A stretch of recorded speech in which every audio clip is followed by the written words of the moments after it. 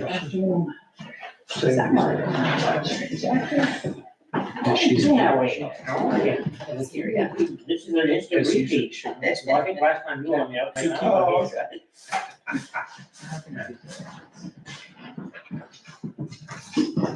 Yeah. No, I've just.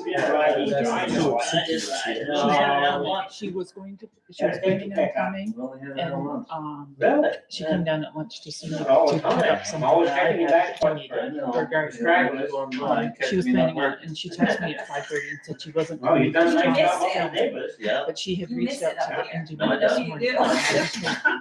Yeah, If that's what you wanted to know. yeah, and I got, fortunately, I printed Got out. somebody else. Oh, it's got this one. David's coming Okay, late this afternoon. okay, so she, when I had talked to her, She she has some young Oh, kid doing it. had put Raking the the pressure grass on seed, it. yeah. Yeah, he's raking some soil over it right now. Yeah. Okay, but she is not coming. Except what I got.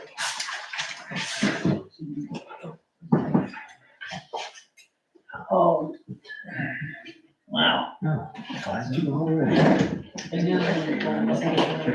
whether you're having fun or not. And I don't care again.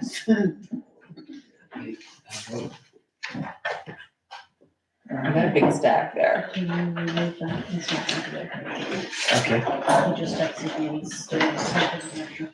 I mean, yeah. We'll. Oh, that's Matt? Yeah, we'll just need one. Okay. We do it. helps. That actually helps us a lot. The zoning, yeah. Whichever way you wanna go. Well. You take it there anyway, anybody can. Oh, I do all the time. Okay. I take stuff down there all the time. Your electronics, they take them down there. and look at it. Okay, yeah, I've been taking them I all mean, away. I You don't have to. I haven't seen any yet at all. Good to know. They charge you for like air conditioning, so that stuff. I think so. Yeah. Air conditioning, yeah. Air conditioning, refrigerators, freezers. Yeah, if there's no freon in them, there's no charge.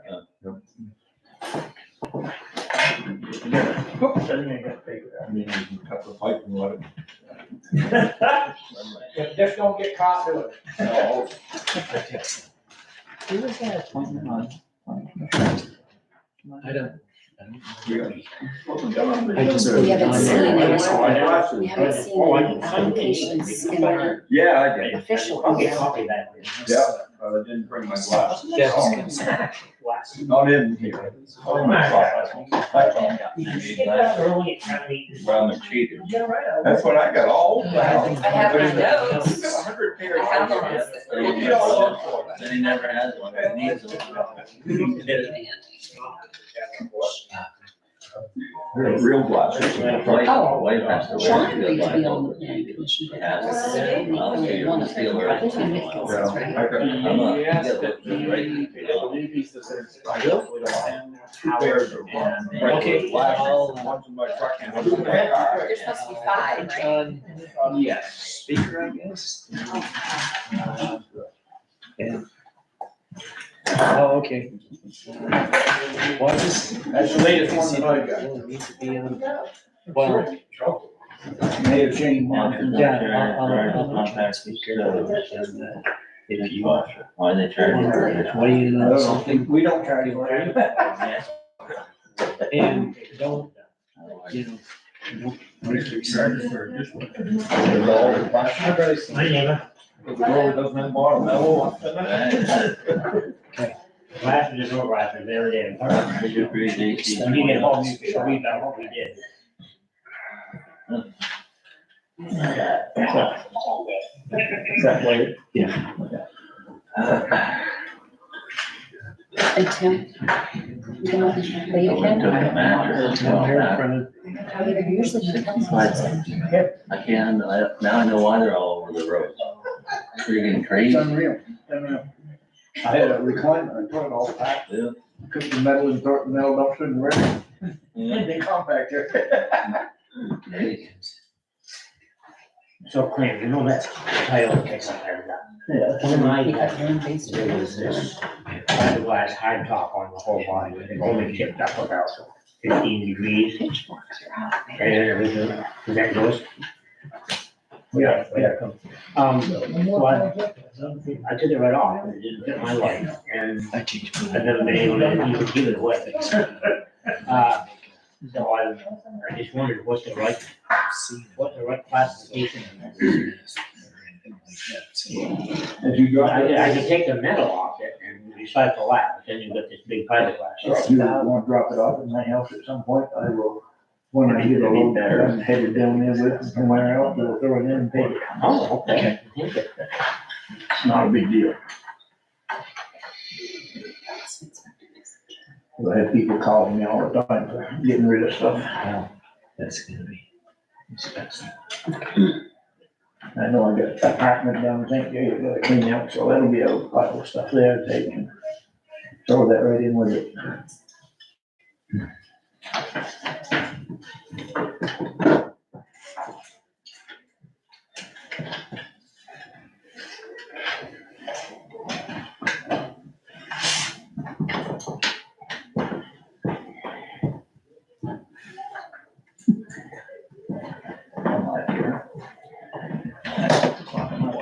Okay, No Hannah? oh, no, that's right, yeah. Oh, before, maybe. No, Hannah's not.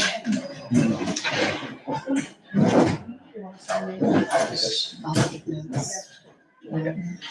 You can do it if you like. I'll just take notes. Yeah, why don't I do it since I'm vice chair? I love that. I love the act. All right, call the meeting to order. First on the agenda is modifications to the agenda. Only modification for me is the road commissioner's report, just change the name of that to highway department report.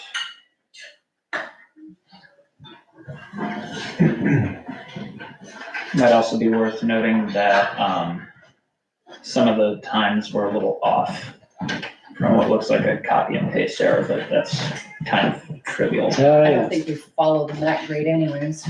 Yeah, Oh, and I guess the zoning update we said is next. yeah, there'll be no zoning update, tonight because Matt Welch couldn't, make it. Okay, so any other modifications? If not, approval of meeting minutes, or regular meeting, May 12th, 2025. I make a motion that we approve the May 12th, 2025 meeting minutes. I'll accept, second. Okay.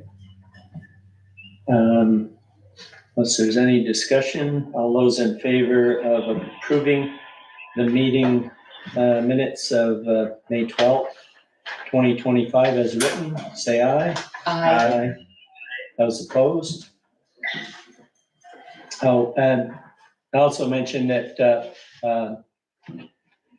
Wade is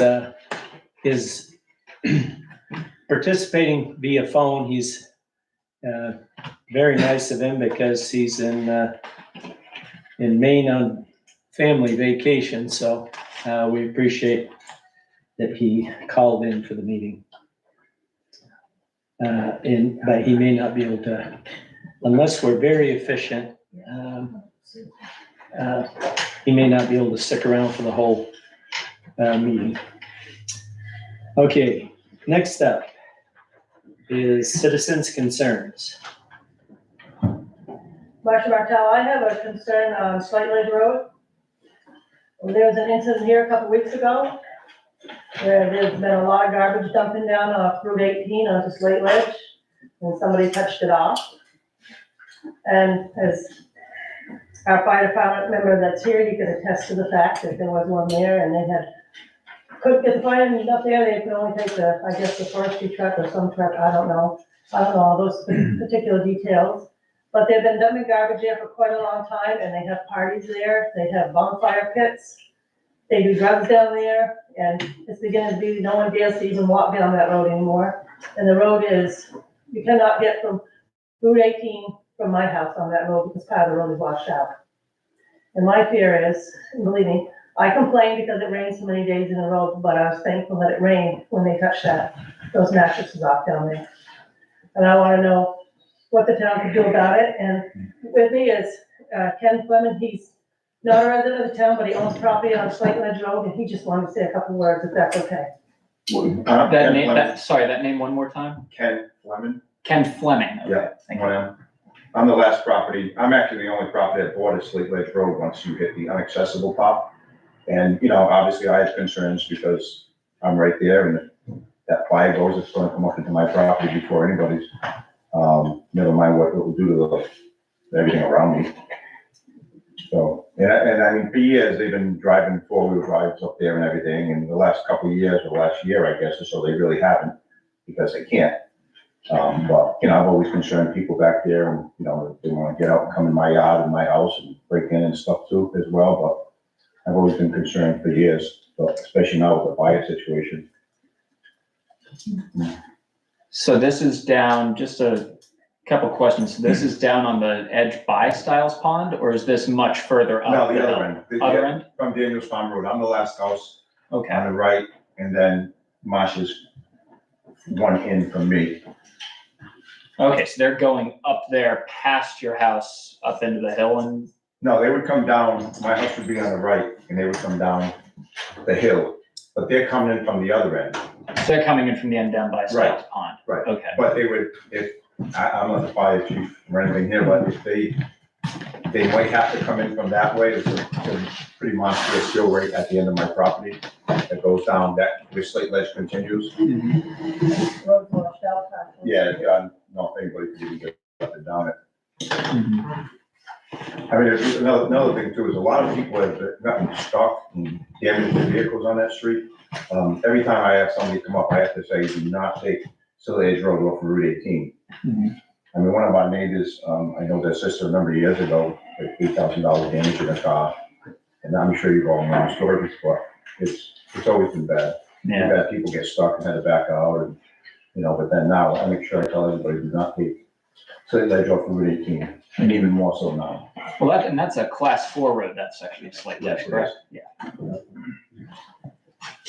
So it's just a big concern of mine.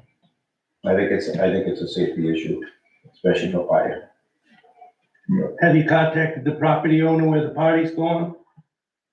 That's a town, the town of St. Johnsbury owns most of the property down there, and the only other big property owner down there is Dennis Smith. And he's on the select board in St. J, so he couldn't be here tonight to say anything, but he also agrees that maybe we should close it, shut it off so that people, I mean, they have parties down there all the time. And like I say, with this recent occurrence of a fire, it's scary, because if you remember when Fairbanks Mountain went up, how long that took, and it's so grown in, and if it gets dry and they do that, who knows what's gonna happen? Well, if the town of St. J owns most of the land, why don't they put a gate on 18? It's because they don't own the road. Can't get it. Class 4. Yeah. Dennis owns land, he doesn't own a property, he doesn't have a house on the property. Yeah, Dennis called me, like the Saturday after the fire occurred. And he asked if it was gonna be on our agenda for tonight's meeting, and I said, our agenda was pretty full and it wasn't going to be on the agenda. He told me that he's a select person in St. J, so he would be here if it was on the agenda, but the fact that it wasn't, couldn't take any action on it. He said he wasn't going to make it if it wasn't on the agenda. But yeah, he told me his concerns. He'd also heard, that it might be closed, and I said, well, we haven't even discussed it, but he was concerned about being closed because it's a wood lot that he has there, right? Yes, So, he borders the road as well, and he's behind me, and he's also behind Marshall. He has 62 acres. 62 acres. Do you know what they did down at the reservoir? Somebody, And whoever is actually responsible for that brought down a big camera that somebody monitors supposedly, but it flashes lights all day, all night. I don't know if anybody's been down there, but it has been deterrent. Yeah, it's Great River Hydro that Yeah, put it there. This is down at the boat launch. yeah. Yeah. Mr. Fleming, one more question for you. What is your street address up there? 1087. 1087. Okay. Thank you. Thanks. Okay. Robin wants to speak to DOI. Excuse me? Are you moving on, or are we still doing? No, I was contemplating what the next move was. Are you talking about the road? No, if you're moving on with Not, citizens We haven't concern, quite if moved on. you're not done with that. we haven't quite moved on, but Oh, looks like you are. yeah, it might be, were you at the fire, Kevin? No, I was on vacation. Okay, Howard. No, Howard. I responded, yes. Yep. We've responded to campfires and stuff in back of Stiles Pond over the years. but this one was, It's a trash, you know, whereas the other ones are campfire and you legally can't have a campfire on somebody else's property without them okaying it. And I'm sure town of St. Johnsburg doesn't okay people to just go in there and have a campfire, so we put it out and basically tell them it's not the thing to do without getting permission. okay, Now, one citizen did float the option of closing that part of Slate Ledge, that class 4 part. What would we have to go through to do that? Would that be our purview? I believe it would be. I think you need voter approval to do that. We do? At a town meeting, you think? I'll look into Well, what that. about contacting St. Johnsbury and asking them to post the land? No trespassing, no fire, no camping. That won't stop them. Yeah. That won't stop them. What authority would that have? What authority would a post come with? It's basically, it'd be the same as posting your land to deter like hunting or It trapping. makes it against the law. Yeah. That's a first. Private landowner can always do that and exclude others. A Yeah. little trickier in a class 4 road situation. Well, no, we're just talking about the land where the That fires are St. J owns. reportedly taking place where these, yeah, St. J owns. I assume St. J owns it as part of their Styles Styles Pond Pond reservoir. protection, yeah. Okay. There is a process you can go through, but it doesn't require town meeting. It doesn't require a town meeting? Okay, well, we can look into it and maybe put it on agenda for a future meeting to discuss further. I agree. Robin? I'm sorry, Will, did you volunteer to look into what it takes to close a road I'll look into the closing. as a road commissioner? Yes. Thanks. Robin, I believe you were first. Thank you. So I've been agitating about DOI for a number of months. Nothing's been done, so I prepared a statement. On July 8th, 2024, Waterford Selectboard unanimously voted to accept the Declaration of Inclusion. For the record, and for those in attendance that are unfamiliar with DOI, I will read it. The town of Waterford, Vermont condemns racism and welcomes all persons regardless of race, color, religion, national origin, sex, sexual orientation, gender identity and expression, age, disability, or socioeconomic status, and wants everyone to feel safe and welcome in our community. As a town, we formally condemn all discrimination in all forms of its forms, commit to fair and equal treatment of everyone in our community, and will strive to ensure all of our actions, policies, and operating procedures reflect this commitment. The town of Waterford is and will continue to be a place where individuals can live freely and express their opinions. On that date, Ron Gray moved to accept. Sue Hayes seconded the motion, and it passed 5-0. Thank you, Ron, and thank you, Sue. Waterford's acceptance of the DOI is not an anomaly. Over 80% of Vermont's population lives in a town that has adopted this statement. Vermont's own governor proclaimed and signed a similar statement on May 10th, 2025. A PDF of the DOI statement sat atop Waterford's website for the remainder of 2024. It was at the March 10th, 2025 meeting that Suki Watson noted the DOI is no longer on the website. Issue was tabled and has been kicked down the road ever since. For those unfamiliar with the backstory, our treasurer took it upon themselves to have the DOI removed from the website. Our treasurer is a Waterford resident like myself and most everyone present here tonight. They have no more sway over town policy than you or I. Their duties are performed with select board oversight. And if you have any questions about the treasurer responsibilities, you can check it out on the state website titled 24, chapter 51, subchapter 002. If asked, I would say that our treasurer does their job well. I've attended many meetings where they have been tapped for information, and they are always prepared.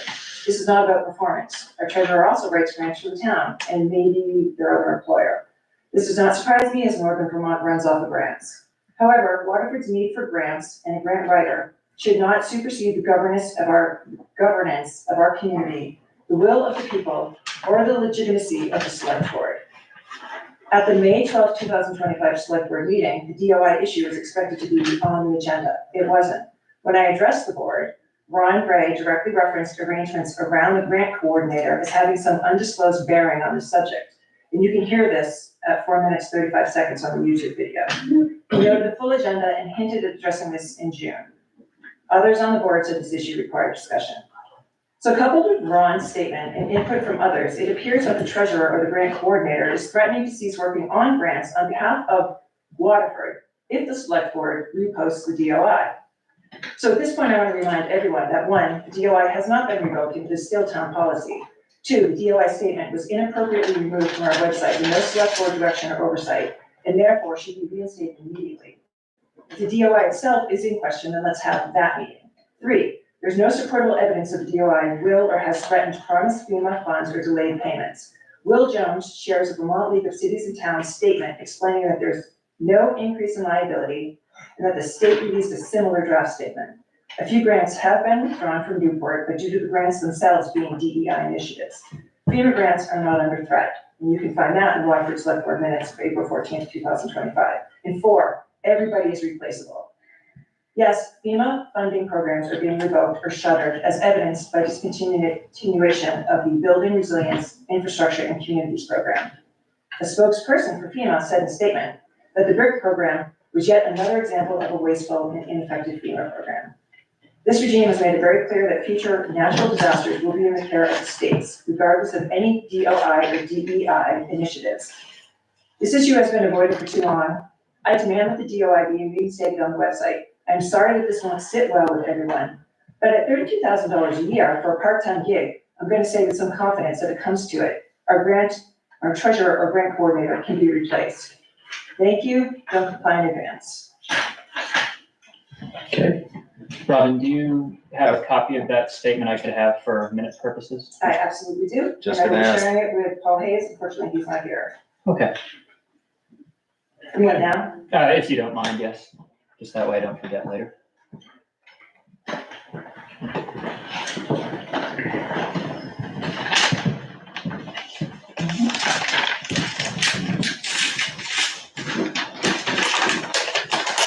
David? Dave Morrison, Portland. I just want to thank Jim for catching up on the grading. Most every time I'm out on the bike, I catch him working somewhere. Up on Hudson, I think the last time.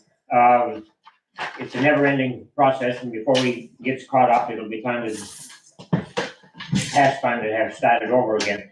I'm curious, I'd like to ask either the select board, the road commissioner, or Jim.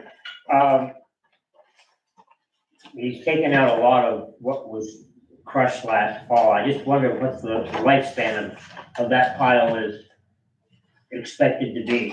I know you've got a little more over by where they crushed, but. We always used to crush every other year. So this is supposed to last 2 years, or? We haven't had a chance to, we haven't crushed for 2 or 3 years. So we're in dire need. Normally, we'd be in dire need of putting material on the road. But compiled with the fact that with all this flooding that we had last summer, the 2 different storms, we lost all the damage that we had suffered from, we concentrated on putting the roads back together. And I just skimmed the tops of the areas to get us by. The plan was starting this spring, we were gonna go back through and top coat everything. But the board opted to take a different path with FEMA, so we're not gonna get funded for any, top coat material. We passed through the bucket on that. So now I have to take our material and use that instead, which is fine, but, we're going through it pretty fast. Yeah, it looks like about half gone already. That's kind of that's what's taken longer, to get everything graded up this year between the rain that we've had. I mean, it's one of the rainiest Mays on record, so you can't grade when it's raining. And number two, I met with Ron over in East St. Davies the other day, and I showed him where the 3-inch minus the base material that we use to rebuild the roads. It's right up the top of the road surface. So I've got to go through and I've got to top coat all the stuff, technically to be able to grade it good. Every road in town is about the same. So I just kind of scratched down and just kind of gingerly went over everything to try and get it somewhat smooth. But I've been having those guys hauling material as I'm working certain areas in order to rebuild the roads the way they need to be, previous to the flood. And that's what we're doing. I've got it around to most all the areas, and I'm gonna have them start hauling. We're gonna start going right back around and start trucking material in, but it takes a long time with just 2 trucks. So that's what we're working on. Yeah, well, I appreciate you catching up, but it looks like you might, the way how fast that's going, you probably have to question again next year. We might have to. No, you may have to question again next year. The other item, I just wanted to encourage the entire board and any of the justices that are here to come to a V.S.A meeting that Deb's got scheduled next Wednesday at 6. So the more we've got people to add and remove from the checklist, but we've also got some procedural stuff that we need to discuss. And so I hope you'll all come join us. Thank you. Okay. Anyone else? Howard? Last select board meeting, we talked about issues at the fire department and you wanted us to get a quote. I got a quote here for the roof from Rod Roofing. I'm not sure if the chief has got any other quotes for you from other vendors for the water pipe. We suggested to him that we needed to have somebody get a quote for you on the heating system, 25 years old, and same way with the roof. These things we should be planning and putting money aside to do when they come up for repairs and not waiting 5 to 10 years like we do on the town garage to fix the rough leaky roof. Thank you. So this is a quote to replace the roof in full. Was this what, when did you guys call a plumber out to look at the situation? I contacted a couple plumbers. They're busy. They haven't contacted me back yet to go look at it. Okay.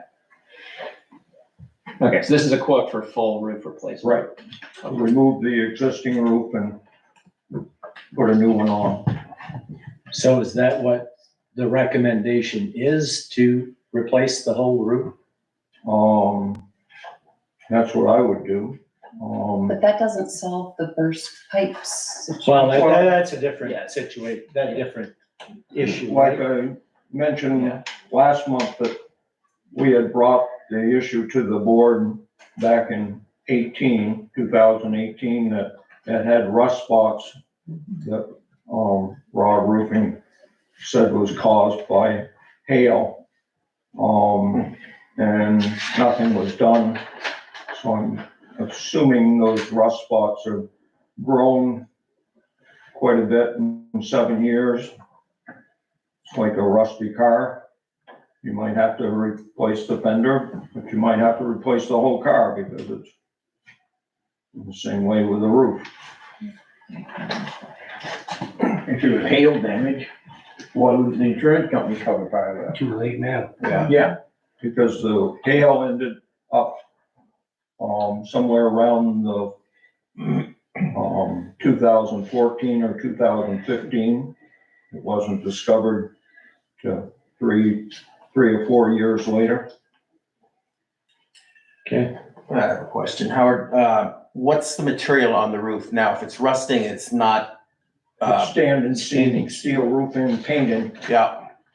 Is it possible it can be repainted as a Yes. temporary even? Right.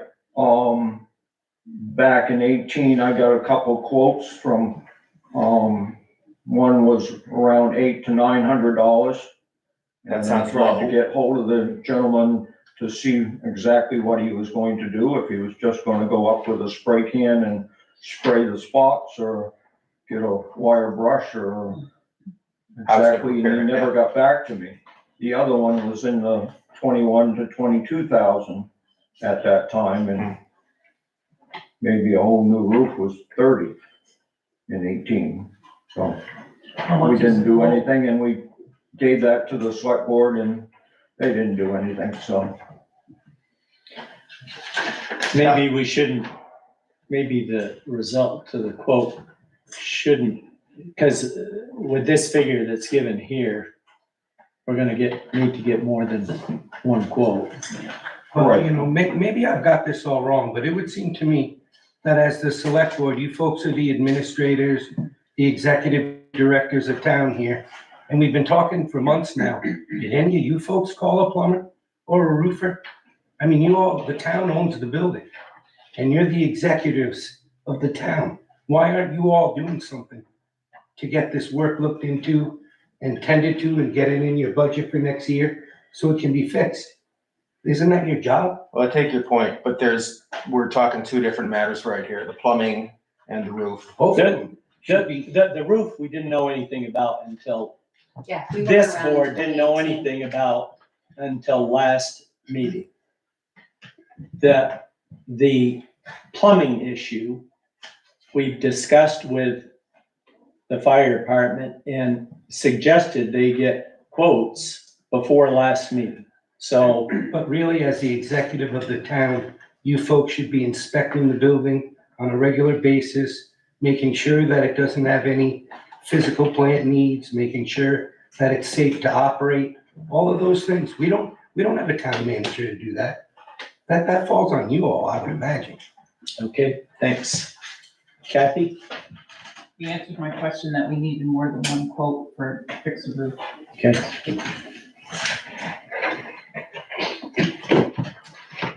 Any other citizens' concerns? Yeah, somebody gonna get the quotes?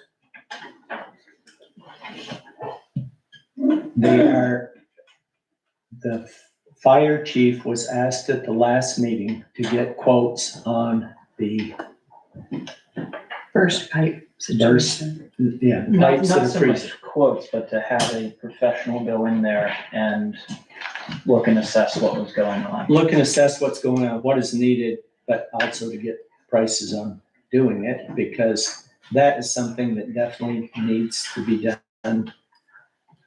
I would say before next winter, before we do have some burst pipes. And then what's going on with the town garage, anything?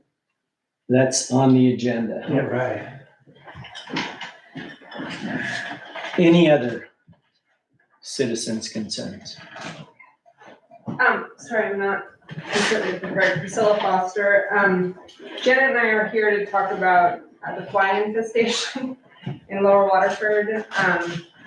From May 16th, 2 consecutive weeks following that up through the holiday weekend, past the holiday weekend, really just started resolving last Friday. We've followed all the protocol of getting in touch with, I spoke to Deb, the very first day it started happening. And I can submit this because I'm sorry, my daughter had surgery today, so I'm not prepared at the moment, but, I just want to go on record as bringing this up to you guys and letting you know that it's a problem. And it's happened before 9 years ago. I was not here then. But I just wanted to go on record, and I can submit all the stuff that we neighbors have been. Yeah. Are you referring to the sort of the annual problem regarding the egg farm down the road? Not an annual problem, because this will be our 3rd year here, and it hasn't happened in the last 2 years. So something different happened this year that caused, we have pictures, it's really a huge health hazard. What happened this year with. So to add on to that, Raynette Hutchins, who's your health person, has been notified and she has contacted the state. I don't know where she's at on that, but she's involved. Well, I can Yeah. tell you, Kathy? we have had flies, like unbelievable, about the same time, and we do not live in Lower Waterford. We live up on the hill. And we had flies, it didn't matter what you did. We had hundreds of them in the house, in the windows, and everything. And now all of a sudden they kind of like dissipated, but it was like, I don't know if it was the weather or they were just hatching or what. We had flies like that, like. So we have it all documented, but basically on May 16th, I drove into my driveway and got out of my car after work and smelled. It wasn't the normal smell. I've been on farms all my life. I've been on horses all my life. I've been around chicken farms. It smelled like raw flesh, basically. And I don't know what that was, but about 2 days later, the flies started coming. They had just spread the fields down below. I don't know if that's where it came from. It seems to have coordinated with the flies arriving. And I know they spread all the way up through, the properties that were affected. People were calling us from, down here to all the way to the Piper's land. We don't know a lot of people out there, so. But we, Sally Ayers, sent a letter sent an email out to Renette, and she got the ball rolling, but she was at a graduation down in Texas, so it was kind of a little haphazard, but I just wanted to be here and put it on record that this is an issue. It's been an issue before, and it was like nothing I've ever seen in my life. Do you live on Lower Waterford Road or? 3 houses down. Okay. I have a question, and I promise I'm not trying to be provocative, okay?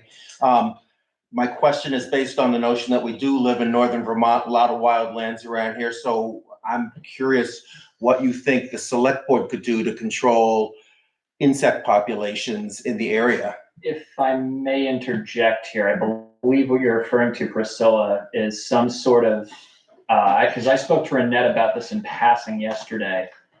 This is some sort of chicken fly, like Is this. that the Pete and Jerry's down the road? Is that what we're talking about? Until she does her due diligence and tries to figure out where the source is coming from, I don't want to, suggest anything. But I have heard that there's plans to increase the chicken farm, and if that's where it's coming from, then that would be. That has been a historical source in the spring, and I don't know what directly it's attributed to, but we experienced the same up on Chamberlain Lane, just on the other side of Cushman Bridge.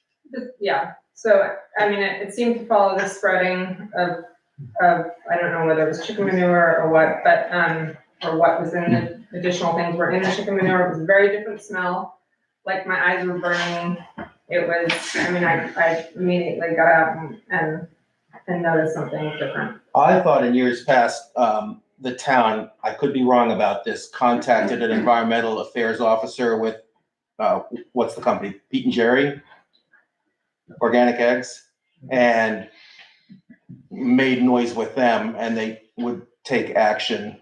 I don't know what they do to suppress the insects. Under new ownership this year too, right? So it could be that they are not handling it the way, this was an issue about 10 years ago. This whole place was just laden with flies. Well, more recently than that too. Yeah, so maybe the new owners aren't aware or have changed how. Do you have any idea what we did in the past, or who was contacted, or how it was handled?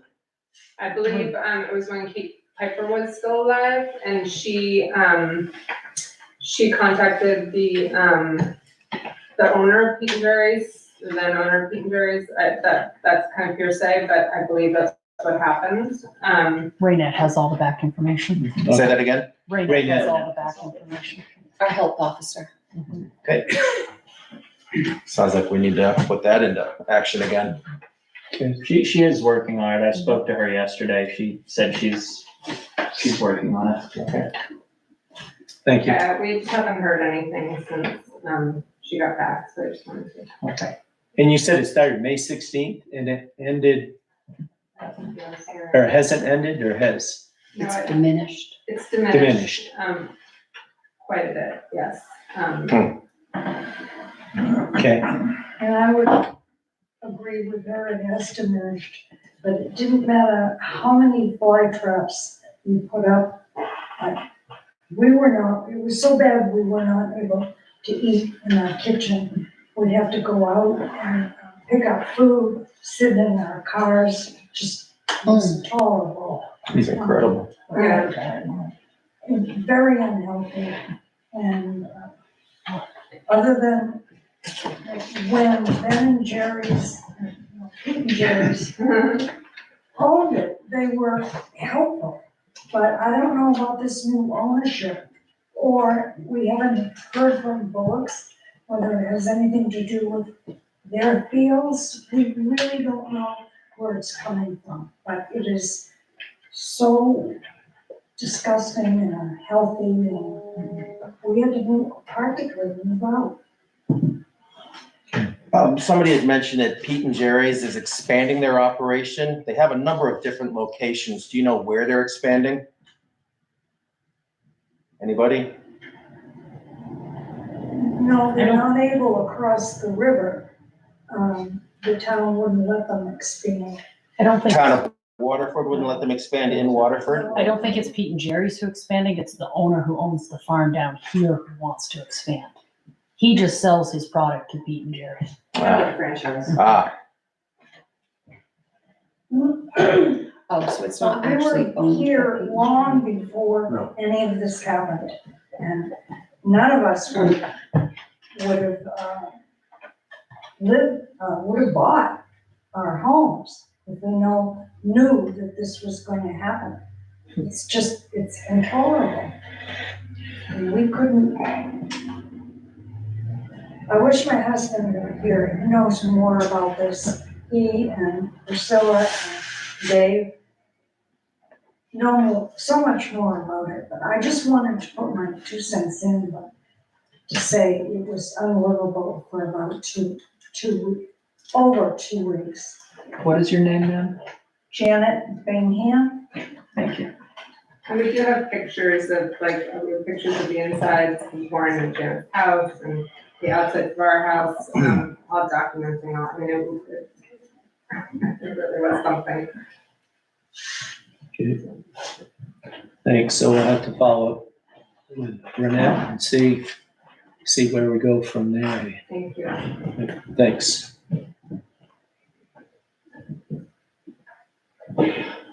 I sort of have a follow-up thought on the insect infestation, and that's simply that the population of the brown-nosed bat has suffered a close to extinction event in the Northeast, and they would historically be hugely assistant to controlling insect population, especially blooms like we're discussing. Obviously, there's very little we can do about that here in Waterford, but it does merit mentioning that conservation practices that would bring the brown bats back are worth attention. And that's all I'm going to say about this. Okay. Any other citizens' concerns? If not, planning commission appointment, have we had any? I'm not aware of anybody new. Me either. So we are at 3 or 4 members of the planning commission now? 4. 4, okay. They have moved their meeting dates to Saturday to accommodate the 4 that are on the board. Okay. Their quorum is still 3 because their full size is 5, okay. Is the website gonna get updated? Yeah, we can do that. Sorry, Kevin. Cause I just went on that today and It it says, slipped it my still mind. says Monday. Their first Oh, meeting, Wednesdays. their first Saturday meeting is, I believe it's the 21st. Did I already do that?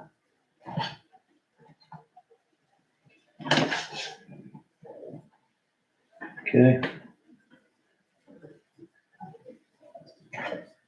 Well, yeah, I don't. If anybody has any ideas, anybody who can. If you're interested yourself or want to recruit for that, be appreciated, but I feel enough time has passed since the last post on the Facebook account about this, so I'll put another one up. I don't want to keep spamming it over and over again, because then people will just kind of tune the whole thing out. Thanks, Will. okay. Next up is auditors update. I guess that's me.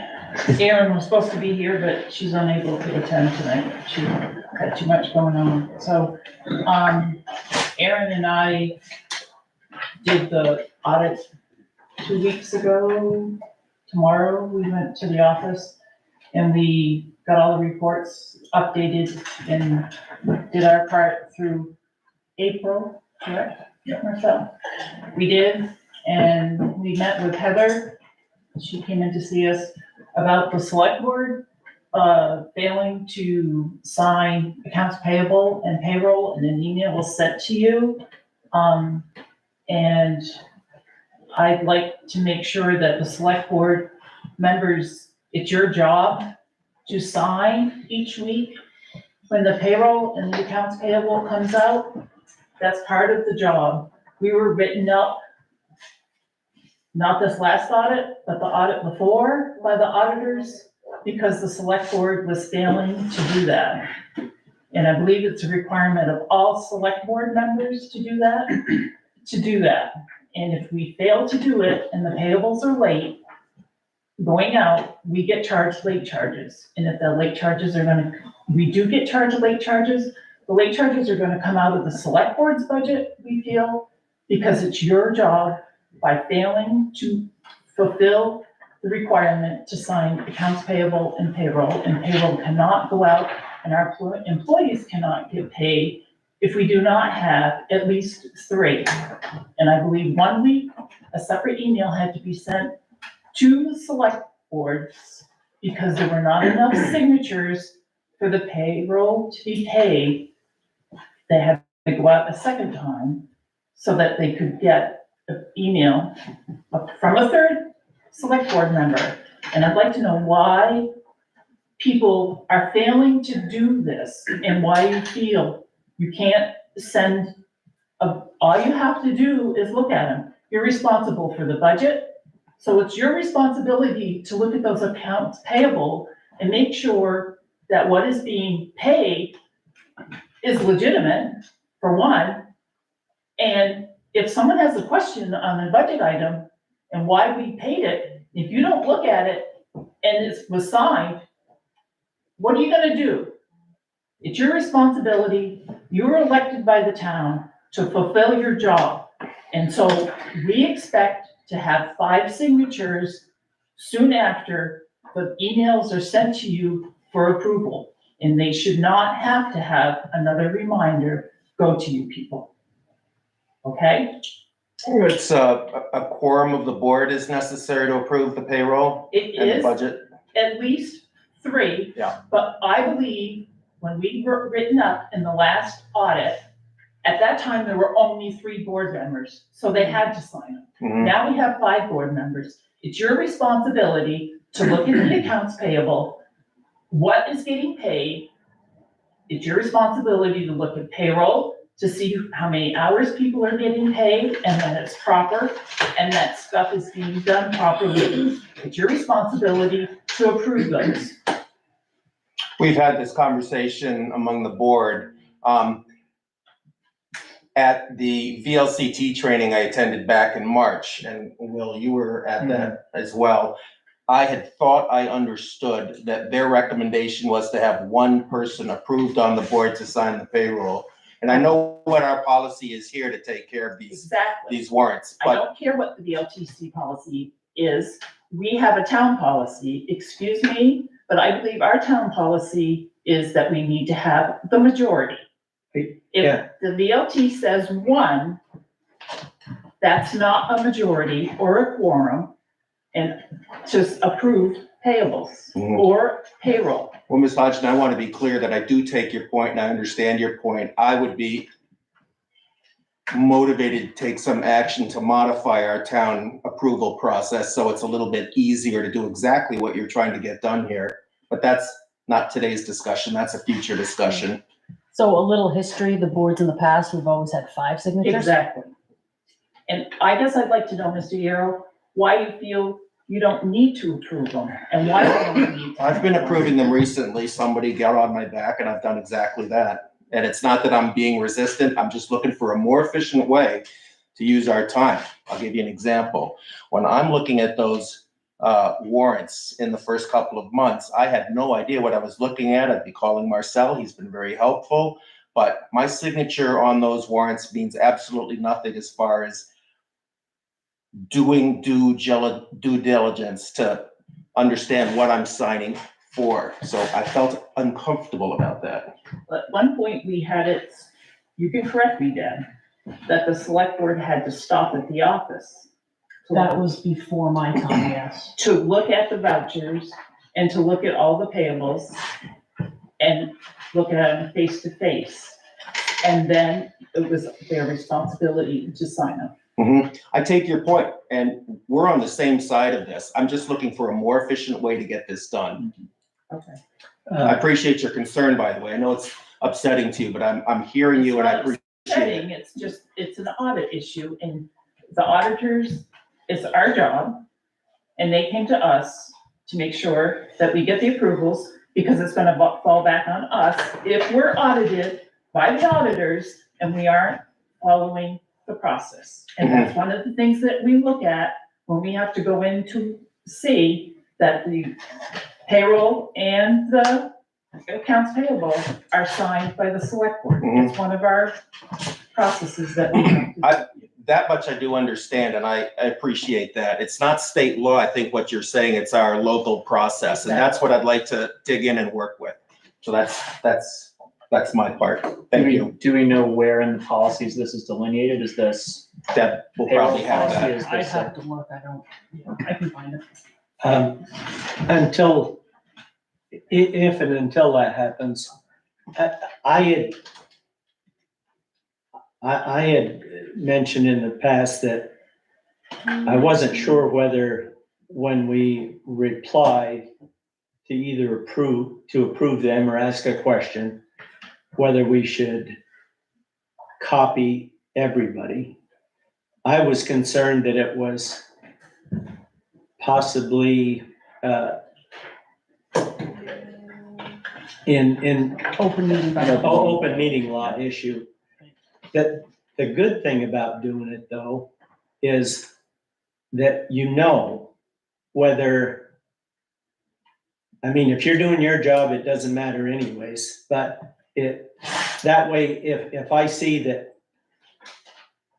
you know, that if I've approved them, and I see Sue's approved them, and I see Tim or Will or Wade has approved them, then I know we've got at least the 3. Whereas I might, if I didn't see it right off, I might follow up. But I guess the proper way is just to respond to either Heather on the AP or Marcel on the payroll. But that's what we can do. But I really realize I'm retired, so I have more time, but it really doesn't take much time to do it. It's 5 minutes. It's like, Marcel's is 5 minutes. Maybe if Heather has a lot of invoices, it can be as many as 10 or 12 minutes, but it's not a big duty. Well, I'm starting to learn that as well. And Ms. Hodgson, to your point again, somebody did chastise me, and I'll be taking it seriously until we have a policy that might be more efficient, but that's what it is right now. Understood. Okay. Anything else on that or any other audit? Okay. Next up is town clerk update. Real short and sweet. Delinquent dogs are down to 5, so we're almost there. If I could have an agenda item for next month, I'm possibly selling at least 3 lots. So I'll need select board approval to sell cemetery lots. And it is that time of the year that I usually go out for fuel bids, if you would like me to do so. And if so, what would your deadline be? We usually go out when with them? In June. In June. So. July. So the July, regular meeting in July? July, is that what you wanna do? Okay. Sure. Okay. And that's all I have. Okay. So you take care of I usually. soliciting the bids for the. Yeah. Okay. I'll do the normal, the Irving, the Fred, Dead River. And then K and M. And we look at them at Yeah, the July you look at meeting. them. Yep. Okay. All right. Local emergency management plan. Yes, so every year we have to update the LEMP. I've gone over it with Roger LaRue, he's our new emergency management person. And I just basically need a signature saying that you sign off on it.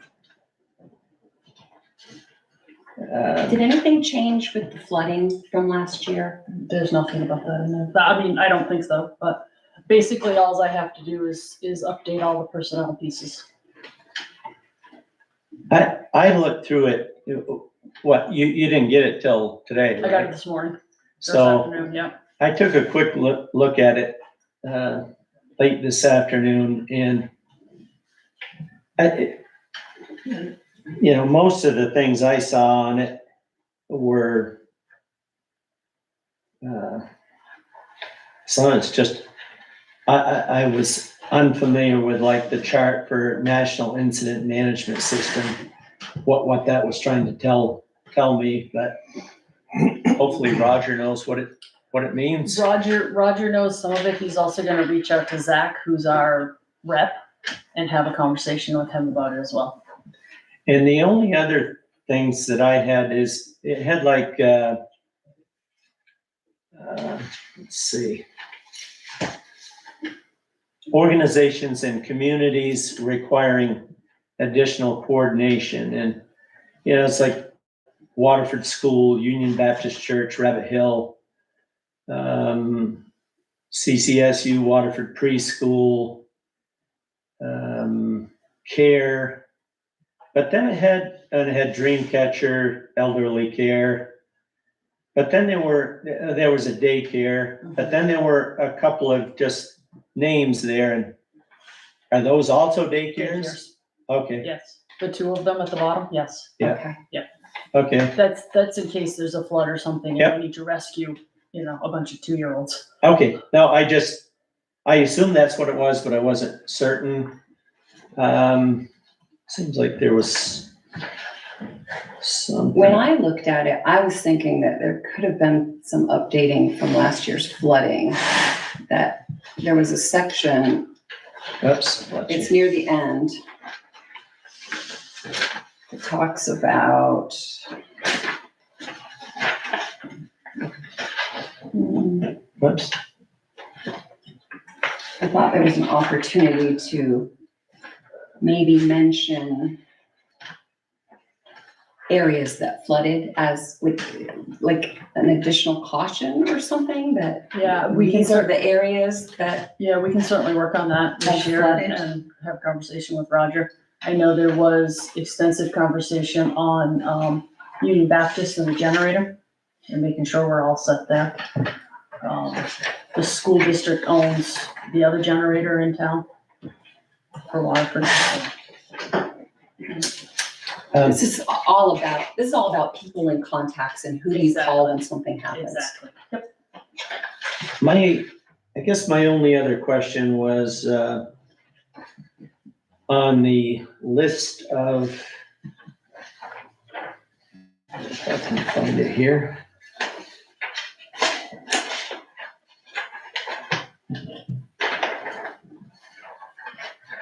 Oh, like, gravel, sand, gravel, heavy equipment. Pike Industries was listed and J. Fenoff was listed. I was just curious why. Now, I can understand Pike more because they're a supplier of, crushed materials. Right. And I don't have anything against J. Fenoff. I was just wondering why there weren't more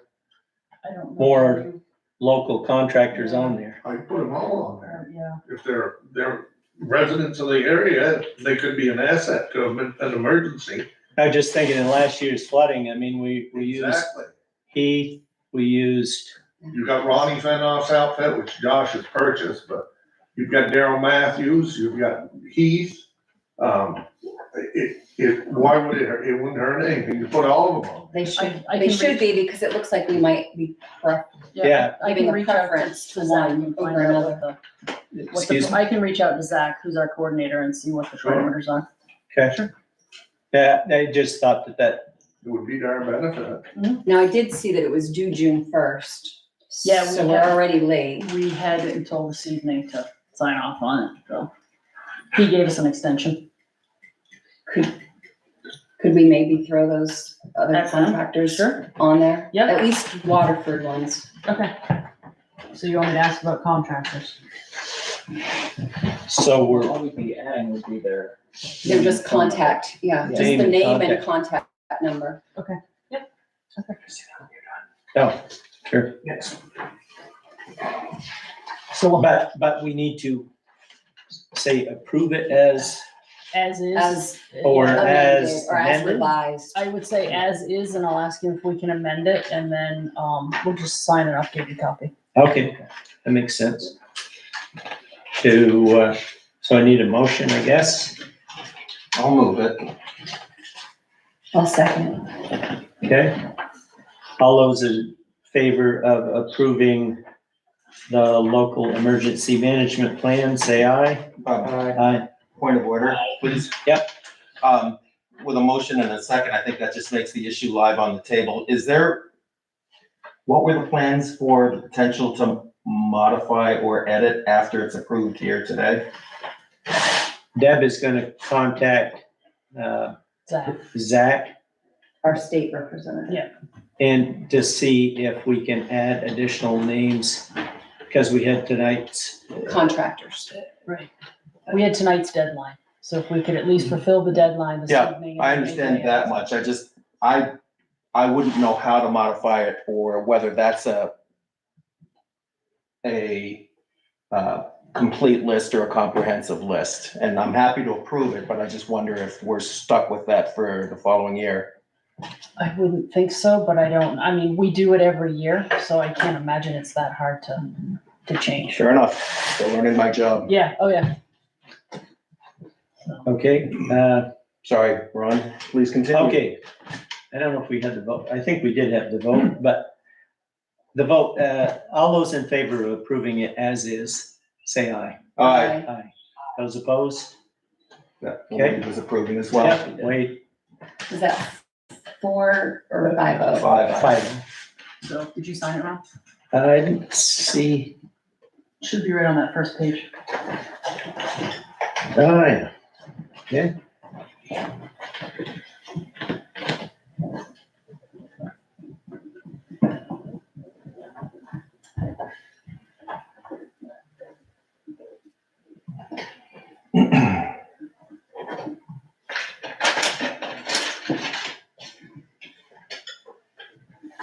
Thanks.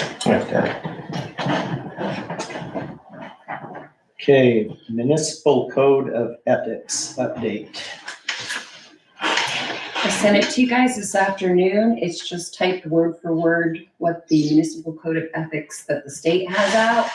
Of course, it says Town of Waterford in the title now, that's a change. It also, instead of just saying under the definition of municipal officer, 13, instead of saying just planning commission member, I changed it to read planning commission or development review board member, because for whatever reason, the state left the development review board off, but I feel that their job is just as important as the planning commission. And I added at the bottom signatures for the 5 of us, and if you guys don't have any additions, subtractions, changes, we could sign it as early as this evening, or if you would propose changes, we can fix it and try again next meeting. Where did you add the development review board to? This is under municipal officer. Under the definition of municipal officer, somehow the state missed development review board. Good catch. This is otherwise the state's template. Word for word. Yeah. I didn't change anything, even their numbering, lettering, I system, it's all the same. Just to play devil's advocate, is there any possible way we could improve on what the state has already proposed? I didn't see any other than that I was typing and planning on editing as I went, but I didn't find any editing necessary. We could, is there a deadline on this? Nope. September 1st. I was just gonna say, it's about the same time our training is due, Okay. which I almost took today, but they said there's gonna be a test at the end, and I just didn't feel up to it, so I'll do it tomorrow. Okay, David, you had a question? Dave Morrison, I don't know if this falls under this exact category, but within the last year and a half, we've had situations where, well, it was you and Clem on an issue, and it was Sue and Jim on another issue, where because of your cousins, and I don't know what Sue and Jim's Ex-in-laws. Connection was, but this is a small town, and I don't think these were relatively important decisions that you excluded yourselves from. I'm perfectly comfortable with everybody being in the game. I don't think just similar names really should disqualify you from, and associated circumstances should disqualify you from participating in the things that you didn't participate in. And I don't know if there's something you can write into your ethics code that says, you know, don't disallow yourself for those reasons. Thank you. Okay. So there is a part in here that applies, and I'm glad that without having this in front of us, we did do the right thing, because, let me find it, please. It basically says if other select board members ask you to recuse yourself, even though an ethical situation, cousins and ex-in-laws are not on the prohibited family relations. So we were okay with that, but there is a clause in here that says conflict of interest or appearance of a conflict of interest, or if other members of the board basically ask you to. I believe the wording identified a person with knowledge of all the relevant facts, made the determination that it presented a conflict, then Yes. you would have to recuse yourself. It's right in Which is- here. So is that what happened in most of those? I think this had to do with the, In one occasion, I did not recuse myself because only one of the other 4 board members asked me to, but last year I recused myself because 3 of the other 4 asked me to. That was a majority, and I did follow the policy without even having it in front of me at the time. Nobody, I was that close to having a paragraph, Tim, but it's okay. It's under recusing Yeah. yourself. I And just it- wanted to look at that. And it actually says, if the other members of the board you're on, you know, basically ask that you do, then you should. So I did, and I'm okay with it. I This is the wasn't language, asked. I'm sorry. Yeah, Go ahead, go Ron. No. Well, this is the language I wanted to see. It's an actual conflict of interest or the appearance of a conflict of interest. That's a critical distinction, so I just needed to see that. But under prohibited parties, ex-in-laws and cousins are not. It's immediate family, it's business associates, and it's member of your household. And they're very clear on who's related to you for a conflict of interest. And Ron and I passed the sniff test on that, but the appearance of the conflict Objects are different. caused other board members to ask us to recuse ourselves, and so we did. I don't know if I was asked to recuse myself, but I don't You felt remember. it was right, and Yeah. this gives us an option to, if we feel that there's a conflict or that we couldn't do our job objectively, then we should absolutely recuse ourselves, but it's all in there. So what does the board want to do? Do you want to, because this tonight isn't a deadline, do you want to have a chance to look at it and put on a We do Another have agenda? an option to take action on it tonight. Yeah, we This is a can. Discussion. Oh, yeah, we can. Well, I just, My personal feeling is that I would not know how to tonight edit that and modify it in a way that would be more beneficial, meaningful to the town. I'd like to get business done. The new law actually says we have to adopt the state's new municipal code of ethics. And this is. And that's it. That's As the presented, state's. or do we have an option to amend it? You can make it more strict, Yes. but you're not allowed to, you had to basically replace any codes of ethics that you had before, because this is the new municipal code of ethics and you had to follow it. Legislatively approved, just out of curiosity? Yes. Okay. Yes, and it requires us to have that 45-minute training with a test, no less. The language in there. Which I'm still gonna do. The language in there does seem very broad in some situations, but it sounds like if we can only make it stricter, that would mean making the definitions even more broad, so. Honestly, I would have edited it as I went if I saw things that I didn't think were right or Yeah. that should be fixed. And honestly, it's all in there. It's state language, so it's a little complicated, but. Is that back again?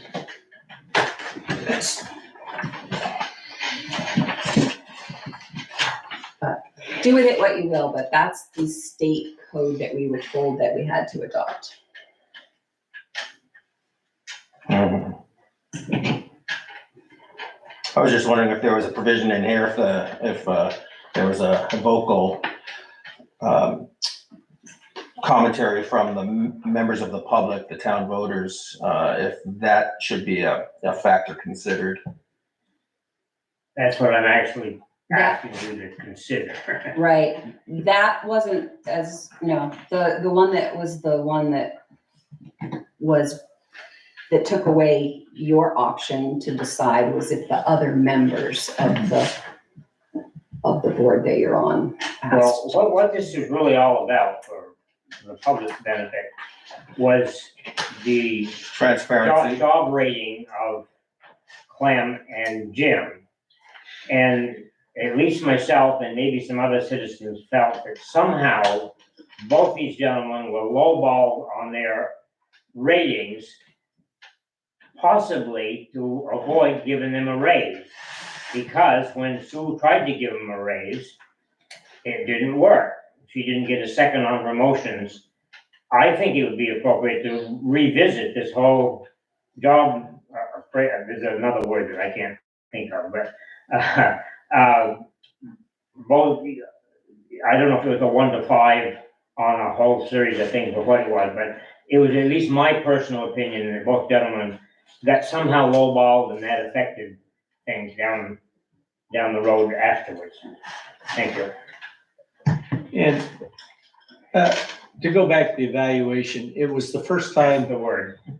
it was the first time to my knowledge, first time evaluations had been done. In at least the 3 years I was on the board. Yeah, so, We just need to practice them. well, and you know, the evaluation tool itself was, Sue took their job descriptions and took each item on their job description, and we evaluated them on each of those. I think we can make it simpler in the future. I think we can make it simpler, and I really think that at the end of the form, there should be a space for an overall evaluation, you know, a number for the, because you can't just add them up. At least I don't think you should just add them up and divide by the number of items, because some of them are much more important than others. So you might get a 5 on something that's very important. You might get a 1 on something that, it's in the job description, but maybe it's not that important. And you shouldn't just average them, because they did extremely well on the important part of the job. So I think what I'm saying is, I think before we get to that point in this calendar year, at least I hope that we're going to revise the evaluation form, and, you know, to make it better. And we could even ask, you know, the 2 people who got evaluated, you know, for their input, but their input on the form. Well, seeing we're deep into what happened back then, my understanding through the grapevine was that Clem kind of got in trouble because he felt he had an immediate crisis, and he didn't get the correct response or the necessary response to do what I call STEP. And this is what Sean refers to a lot, is that we don't seem to have a STEP. Clem thought he had an important situation and he needed an answer STEP, and we don't have that capacity. Like at the hospital. Thank you. Okay, yeah, we don't need to, I think we've gone further than we should. If I can circle this back to the matter at hand, per your concerns regarding like whether someone can say whether or not you have a conflict of interest, under the recusal section of this ordinance, notwithstanding subdivision 1 of subsection, et cetera, an officer may continue to act in a matter involving the officer's conflict of interest or appearance of a conflict of interest if the officer first determines there is good cause for the officer to proceed, meaning 1, urgency. The conflict is amorphous, intangible, or otherwise speculative. 2, the officer cannot legally or practically delegate the matter. And then the rest of it just gets a little confusing, but it looks like it's asking to, you know, if you believe that your conflict is, that the perceived conflict is not up to snuff, so to speak, you then write a substantial explanation. It says here, explanation of why good cause exists so that the municipal officer can take action in the matter fairly, objectively, in the public interest. This should be written in plain language and with sufficient detail so that the matter may be understood by the public and be signed by the officer in question. So it would essentially be a statement of, hey, I know this doesn't look great, but here's why I'm actually going to be impartial here. And there is no conflict. Or the authority that you could act to the extent necessary to deal with the matter, at least temporarily. I'm hearing that in there as well. Okay, back to. Yeah, what are we gonna do here? Yeah, do you want to? Do you want to adopt it? Do you want to adopt it tonight, or do you want a chance to review it more thoroughly and put it on July's agenda? Sue or Deb, it was September 1st, this must be done?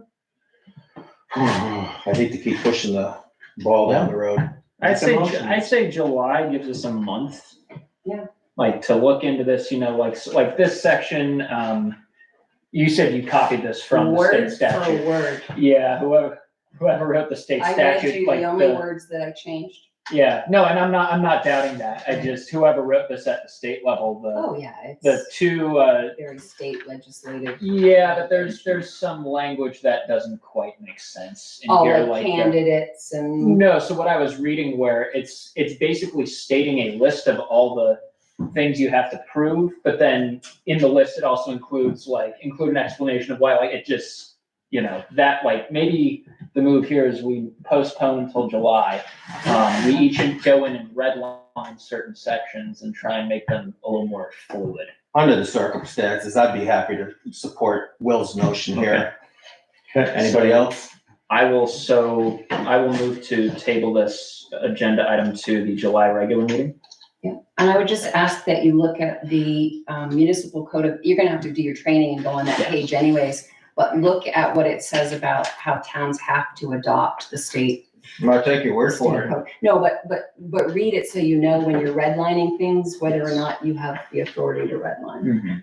It would be, this wouldn't be more so redlining, it would be reorganizing that paragraph so that it flows better, makes a little more sense. So before you go on to your next item, Sue, have you contacted auditors, department heads, tax collectors, listers to take the training? I have not. I now have a full comprehensive list of who that is. Auditor, building, cemetery commissioner, so. We don't have commissioners. We have a Right. committee. Mhm. So. Right, I wonder if the sexton might be one of those though. If he's gonna be involved with the mowing contract, anyone involved with contracts ends up. Yeah, but mowing contract comes to you guys. Yes. Clerk, collector of delinquent taxes, department head, I mean, they're all in here. The only one that wasn't was development review board members, but they're in there now. Okay, I believe we have a motion to table this until the July meeting. Second. All those in favor of tabling tabling the municipal code of ethics adoption, say aye. Aye. Those opposed? I have that at a 4-0. Is Wade still with us? Wade? No, I believe Wade has left. No, I'm here. Sorry, guys. Yes, I'm listening. Make sure his vote is clear. Did you vote on tabling the municipal code of ethics? Yes, but I probably did it when everybody else did. Okay, all right, thanks. Determine which way he was voting on it? You voted to table, aye, right? Yeah, 2 tables. Thank you. Okay, thanks. All right. Moving right along. Highway Department report. Mr. Hayes. First off, I want to discuss the compensation for the fire department. Yep. I think that, we have some culverts that are plugged in town due to the flooding event. And unfortunately, the highway department doesn't have any good way to flush them out, other than to dig them up. And that's pretty extensive as far as work, just to clean out a culvert. The only other option is we call up an independent contractor that has a vac-on machine, and they can come in at about $200 an hour, and they can go around and they can suck them out for us and stuff. But the alternative to that is the fire department using their pump truck and their pumper, and having enlisted the services of one of the fire department volunteers. Yeah. Well, I'm just reflecting that in the great old village of Hyde Park and the town of Hyde Park, that's exactly what the fire department did. Would the fire department here be charging the service to the town or in any way? I don't remember how that was transacted. I spoke with Colin about it, and I think as far as the use of the fire truck, we can kind of trade stuff off, because he has some issues with his hydrant parking areas and stuff, and I can take care of that for him. But as far as the compensation for the volunteer guy, I think that they should monetarily get compensated, because, I mean, there's no reason for them to do it on a volunteer basis. And not only that, I greatly appreciate what they do for us, And so I want to make sure that they get paid, compensated for that, so that the next time I need them, they'll be more willing to do it. There is a benefit to the situation that we have our new hire is on the volunteer fire department in Barnet. So he's versed in all the stuff that they do. And so he is helping out, and I had my other guy, they both went with him, so, I mean, it cuts down on the volunteers that we need, so we can pay our regular guys, you know, their hourly wage, which are on the payroll anyways, but I wanna make sure that they get compensated, whoever does it, so that we can get them in the future.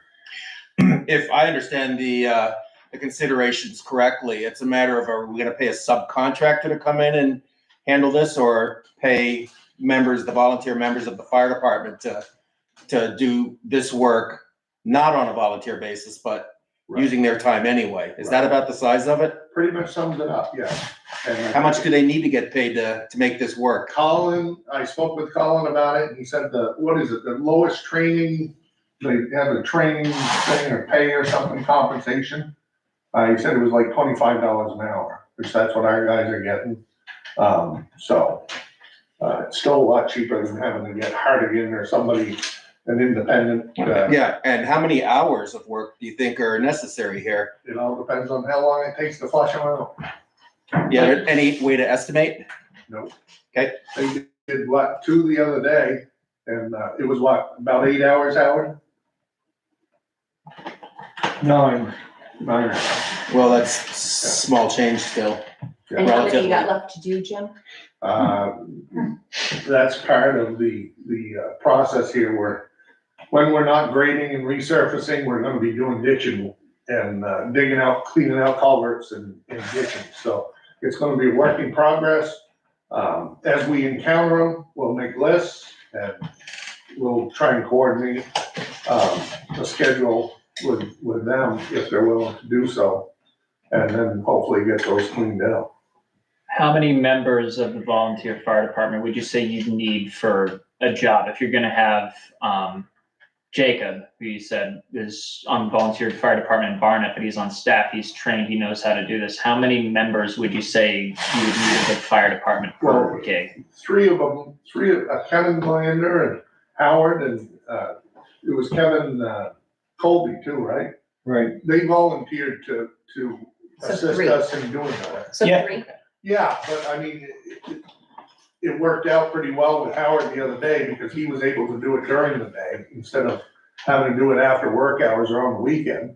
And I happened to, So not all at the same time? You're talking All about- three at one I time? mentioned that Jacob is versed in pumping and all that stuff and running fire hose.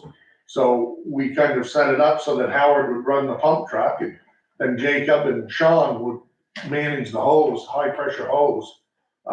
And so they all work together in order to do that. Jim, do you have any sense of the scope of all the culverts that need to be cleaned? Not even a way to Well, spitball it. you're probably looking at about 20 culverts at least. Okay. It's a lot of culverts in town. Jim? There's Jim? a lot of culverts, it's all up on our road, so, Yeah, yeah. there's culverts all over. Culverts everywhere, there's probably Wherever 10 there- culverts between my house and the end of. Okay, yeah. Wherever there was damage. wherever Jim, there was is your damage, budget gonna be able to cover this cost? I would expect so, yeah. You're, I have put in a request from Heather, to get me updated at the end of this quarter, so I know exactly where my budget's stands. I tend to do that. I know you were without a third person for so long that there's probably Right. extra money But in we there. have unfortunately had a fair amount of expenses, this spring so far with equipment breakdowns and. Right, but not wages. No. So- So, you know, in the wage department, we're good, but I mean, I have suffered a fair amount of expenses as far as the equipment. I wanna know where I am as far as up to date on my budget. So moving forward, I have a lot better idea of what I've got left. But this is also something that we need to have done. So I was gonna make a motion that Jim is able to hire volunteer fire department members to assist with flushing of culverts at $25 an hour that comes out of the highway department. wages. Do you I even believe- need authorization to do that? It's good if he has it, he's got cover. Okay. And I believe Heather's gonna ask, or Marcel can speak to it, we'll need W-2s because they'll be on payroll, so they'll be covered by our workman's comps. So Yeah. we'll need W-4s as We're well. gonna have to go into the highway department's workman's comp, because the fire department workman's comp won't cover them. So is it, Is it just on an hourly basis, or do they have to be picked up? Wages. Oh, but it's based on wages. Okay, that's fair. That Is makes it a- sense. is it a bookkeeping nightmare, Marcel, or No, no? But what is gonna have to get paid like everybody else? Would it make it easier if like a handful of department volunteers were designated rather than the whole? It sounds like there's 3 that are interested, correct? Yeah. So it would just be those 3 people. Okay, Sue, could you repeat your motion? I make a motion that Jim be able to hire Kevin Glander, Kevin Colby, or Howard Jones at $25 an hour as needed for flushing out the culverts. I'll Do you- second. do you want to make it that specific Yeah, in I was case? gonna say I think there was more volunteers at that meeting, we talked about it. Okay, So you might wanna run it by the chief for the names. okay, Yeah, Do we I actually- can't we do don't- it during the week hours. okay. and Do we- when I spoke to Colin, he just mentioned you guys, Yeah. you 3 names, that's all. Maybe up to 5 of the volunteer members, just to, I would think it would be availability, and the wages are gonna change per hour, so it wouldn't make any difference Right. who did it. It's just That's true. being able to use the fire department volunteers when we need them. We just ask that paperwork be filled out prior to the work. Has to be filled out prior. Right. Workman's comp will not cover it. Right. Now, in saying that, and then it goes back, say, to Marcel, I don't know if that, with me saying, oh, well, it doesn't make any difference who volunteers for it, well, that might be a problem for him, I don't know. Yeah. You know what I mean? It sounds like he has to have them added to the Right, workers' so- comp, but if the workers' comp is based on dollars paid, then Right, but I don't see that he could do like a blanket thing for the fire department, you'd have to have each individual name, Yeah. and so on and so forth, so he'd have to know in advance, so that might be a headache for him, I don't know. Yeah. I'm just trying to figure out what it does to your motion, Sue. I'll be less specific and say that I make a motion that Jim Hayes be allowed to hire volunteer fire department workers at $25 an hour to assist with culvert pump out. Okay, I'll climb on board that. Second. Assist with culvert flushing. Okay. Did you lose him? I You hung up on him? hung up on him because I was shutting off another You call. made the motion, you're all taken with that? Just a second. We have to vote. Yeah, I just think from Marcel's point of view, I'm not trying to restrict the number, but it'd probably be best to keep it. Right, oh no, I agree, that's what I was basically talking about. Would it maybe work easier than if members of the department who are interested reach out and go through the chief and say, hey, I'd like to sign up for this detail, and then he would then either provide the documents to them himself or reach out to Deb and say, hey, I've got one more guy who wants in on this. Can you send him his appropriate documentation so he can do this? And then once they fill it out, then they can start doing it. Okay. Well, Sue's motion still covers that Yes. situation. I agree. Right. Okay. All right, and I guess it was Wade that he just texted me, said he had to cut out anyway, so. Okay. So all those in favor of, I don't remember exactly what the wording was, but Sue's motion. Sue's motion to hire fire department volunteers at the rate of $25 an hour to help with flushing of culverts. All those in favor say aye. Aye. Those opposed? Okay, Done deal. Okay, I just wanted an update, grading is almost done, we're getting around the first time, we're not done by any means, but we've been around them pretty near most of them the first time. We're gonna head back around on them again. And we're gonna be resurfacing as we go, spreading material on top coating them and grading them up the way that they should be. It's gonna be a long drawn out process. That's what we were expecting to do most of the summer anyways. Along with that, we're gonna be doing, running the excavator, doing ditch work, cleaning out culverts. And then that will come hand in hand with the flushing of the culverts at the same time. But that's pretty much the broad scope of what we're gonna be doing, other than, we're getting ready to put the roadside mower and get that ready to go, because it won't be long that we gotta start on that too. And I just wanted to, for the record, thank everyone for the messages, kind words, and understanding, and their continued support. I've had some people reaching out to me. They understand that it's been a slow process this spring with the weather and the lack of material on the roads. So I appreciate that. And I think we should visit the commissioner's role here. I'd like to have some clarity on that, because, you know, Ron's been sending me messages of complaints, whereas in the past, Deb used to send them, anybody that called concerned about a road issue or anything, she sent them directly to me. Now Ron is receiving them, he's passing them along to me, yeah? No, go ahead, finish your thought, but I'm just getting in line. He's passing them along to me, and I just find it's very unproductive. It adds to confusion.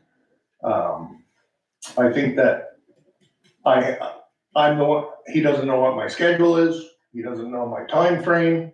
Whereas if they were passed on to me and the people got in touch with me directly, then I could have a discussion with them, and I could address their issues right then and there. I could give them a time frame of when I'll be there.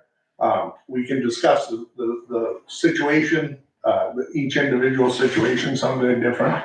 But Jim, let me jump in here on that then. I might have mucked up the process a little bit, because I had been receiving road condition complaints. And I wrote back to those people, CC'd Will, saying Will is the road commissioner, and I also noted Ron was the road commissioner, just to speed up and make the process more efficient. So I might have done something inefficient there, but what are you asking for? Do you want to work with just one person? No, or I just assume any concerned citizens, just send them to me, have them call me. And that way there I can deal directly with them, because I end up dealing with them anyways. What's the point of the road commissioner in all of this? Look, I thought the understanding of the road commissioner when they were put in place was to help me if I needed help.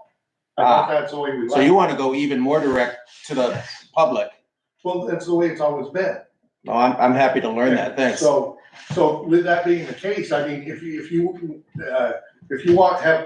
need plumbing work done, you call a plumber, right? You don't call his wife. I assumed you called the road commissioner. Well, my point is, nobody knows what my schedule is. Nobody knows when I'm gonna get where. I know that. And so when I'm dealing with the public, I think that it's helpful and beneficial, if I talk to them directly and I tell them, oh, what are your concerns? I know exactly what they're talking about. I can address their concerns, and then I can give them a time frame of when I'll be there or not. When you pass messages along, they can get misconstrued. He might tell them something different than what I would tell them. So there's no need for that, is what I'm saying. It's not beneficial to have more than one person address that issue. Well, I hear your point, so let me just say, thanks for bringing it up. I thought I was doing you a solid by not having them come your way. I appreciate that. I appreciate that immensely. I'm just simply saying it alleviates a lot of confusion, and there's no need for it. On the other hand, a prime example of actually really being beneficial to me, as far as the road commissioner, I've got an issue that I need them to take care of, because I don't have time to deal with it, and I just assume it's a good thing for them to do. All right. I've got a culvert situation where some people ended up with some culverts that are the town's property. I'd like to get those back. I don't have the time. I made a couple of attempts to inquire about getting them back, and they've fallen on deaf ears. So I think this is a perfect opportunity. I can give them the information. I can give them the correspondence I've had in the past with the people. Have at it. That's something that I don't have time to deal with. And it would be beneficial to the town if they could get those culverts back, be perfect, you know. Now, that would help me out tremendously. But as far as this, I have to go look at the stuff anyways. So why not just cut out the middleman and, like when they do the bridge over here, replace that. I would like Ron to be there because Ron knows about the bridges and he will be very beneficial to keep an eye on what they're doing and make sure that they do it right. Now that's perfect for something like that. What's your preferred method of being contacted? Right on my phone here. What's the Or number? at the town garage. My number here is 802-274-8107. 8107. Or the shop number Shop garage, yeah. is 802-748-9133. And what I do a lot of times when people call the office, you're gonna have to leave Jim a message, because he's probably on a piece of equipment. Mm-hmm. Yeah. I just want to know how we're going to coordinate all of this and appreciate you bringing it up, Jim. Well, I just think that it would be more beneficial to everybody involved. I agree, and I will say that I did too have a part in this where I received some complaints and I went out and figured, okay, I'll, interface with the public and engage with them, and that just leads to more confusion and It's inefficient. Well, it's a unique spring this year too as well. Yes. Usually by now we've got a good grasp on everything. But this year, unfortunately, with the amount of rain that we've got, you can't grade when it's raining. I mean, we've been through this in July last year. We had the rainiest July on record. You can't grade. So that, of course, compounds it. People want, I understand the roads are rough, but there's not a whole lot we can do about it when it's raining. And not only that, like I reiterate the fact that we need to put material on the roads. So, from the flooding, people have forgotten about the flooding. Well, we still got a lot of damage. We're far from being over. So, it would just give me a chance to express to these people that, we are making every attempt and every effort to get the roads in shape as soon as possible. But they also need to understand that we have constraints here with the weather, and we also have problems with the material that we've got to add some material, and it just takes time. So it sounds to me like it might be more beneficial for us as road commissioners to, if we're going to interface with the public, we should, if you have, any things you would want the public to know, like say, hey, what a top 5 rainiest Mays of all time. Yeah. We're getting to you. Please be patient. We're trying. Like if a what's the word I'm looking for? Not marketing, like a message, like public message, public outreach, like say just a post on Facebook, on the town Facebook account. That sounds like something we could help you with. Just be, hey, highway department's working. We'll get to you. Yeah. Oh, I mean, we're all on the same team here. Oh, I agree. We're all trying to go somewhere, and it's good if we can do that. Kathy's been trying to. Well, I guess my question is, when we described the road commissioner job and it came out, was that's what you wanted them to do, was to go and act as the person so that you could keep working, and maybe there's a different way that you could do that. You guys could still do that and help Jim by go and answer these complaints. Have you had a meeting with him? Maybe you set up a meeting once a day or every other day and make a list of these complaints, unless it's an actual emergency, and then you could reach out to Jim. But Jim could continue doing this work on a regular basis and make a list of the complaints and not take the complaints and then just forward them on to Jim, and Jim has to go reach out anyway. Yeah. I thought the road commissioner's job was, you were gonna alleviate some of this stuff from Jim to start with, and go research the stuff and make a list of what needed to be done, and then contact Jim. Yes, which is happening in a way. Like there have been complaints I've received on matters that I didn't feel, not to say, no, any complaint is too small, but there were certain issues raised that did not require immediate attention, say. So I, made the judgment call that, okay, this does not need to be on Jim's desk at the moment. We can put this on the back burner. This other thing came in. This needs more immediate attention, that sort of thing. And this is going to be and I think we were discussing this that night. This is going to be an evolving role. And it's sort of what Jim needs from us, what the highway department and the road foreman need from us. And it sounds like the way it's been going, it's not that it's unhelpful, it's that it's just causing confusion and it's inefficient. So perhaps we just need to adapt the role to better fit that.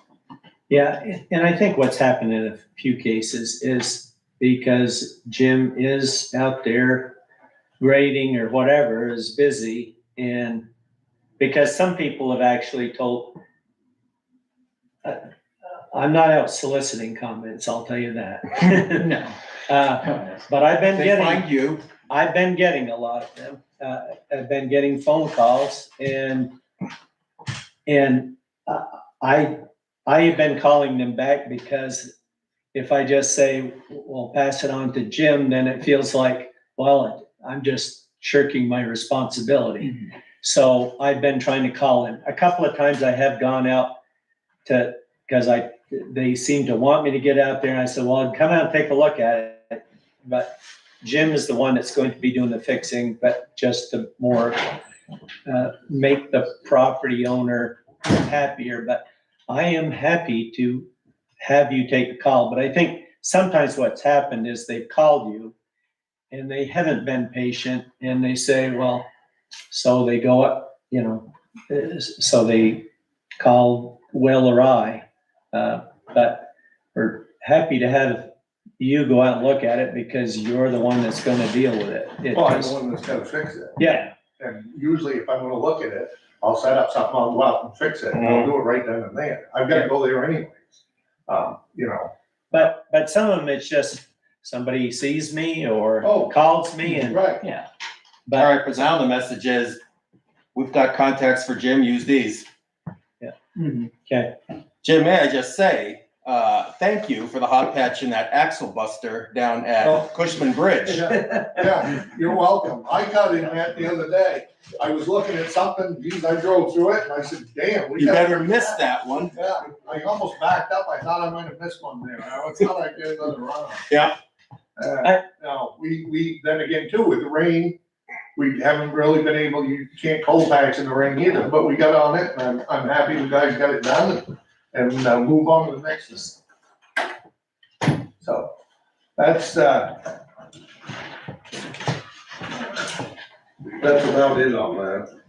Now, this issue with the culverts that you mentioned before we got on to other things, you're referring to up on Remick Road across from where, I can't remember his first name, Mike Barrett's father lives. Richard Barrett. Richard. Yeah, Richard Barrett. You're referring to that property up there that's been clear cut and all the old culverts were dug out after the floods last year. Yeah, it's across the road from Mr. Barrett's, helping back.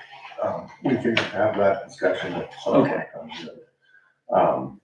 Another thing too that I want to mention is that we've got some culverts that we've got to deal with here. We're gonna have to, that's another reason I want to know where my budget is. All of a sudden out of the blue, you're seeing these holes in the side of the road and they're popping up. And that's telling me that the culvert's failing. Got one that just popped up on the crossroad. There's one up on High Ridge. You've seen that one. What do you mean popping up? Are they literally floating up through the road surface? The gravel is. Okay. It's causing a hole. Yeah. So it's undermining underneath it. We've got one on the crossroad. We've got one up by her house. We've got several. All of a sudden, there's one on the corner of the crossroad and turning on to Hudson to go towards Concord. There's one there. I put a cone there the other day. I filled it in one day. Doesn't matter, it just disappears. Well, that's my question. So the solution is what? You have to replace with a new culvert? I've got to dig it up and inspect it and see exactly what the problem is, number one, but with my experience, I'm guessing that the culvert is failing and it's gonna need to be addressed. Now, hang on, because if you're digging up a culvert and inspecting and maybe replacing, is the state of Vermont gonna need you to upsize that to deal with harsher climate issues in the future? Not in certain areas. In other areas, I will inquire, talk with Logan and see what we can do, because I do actually have one on, Suter Road. It's washed some, we filled it, it's washed, we filled it.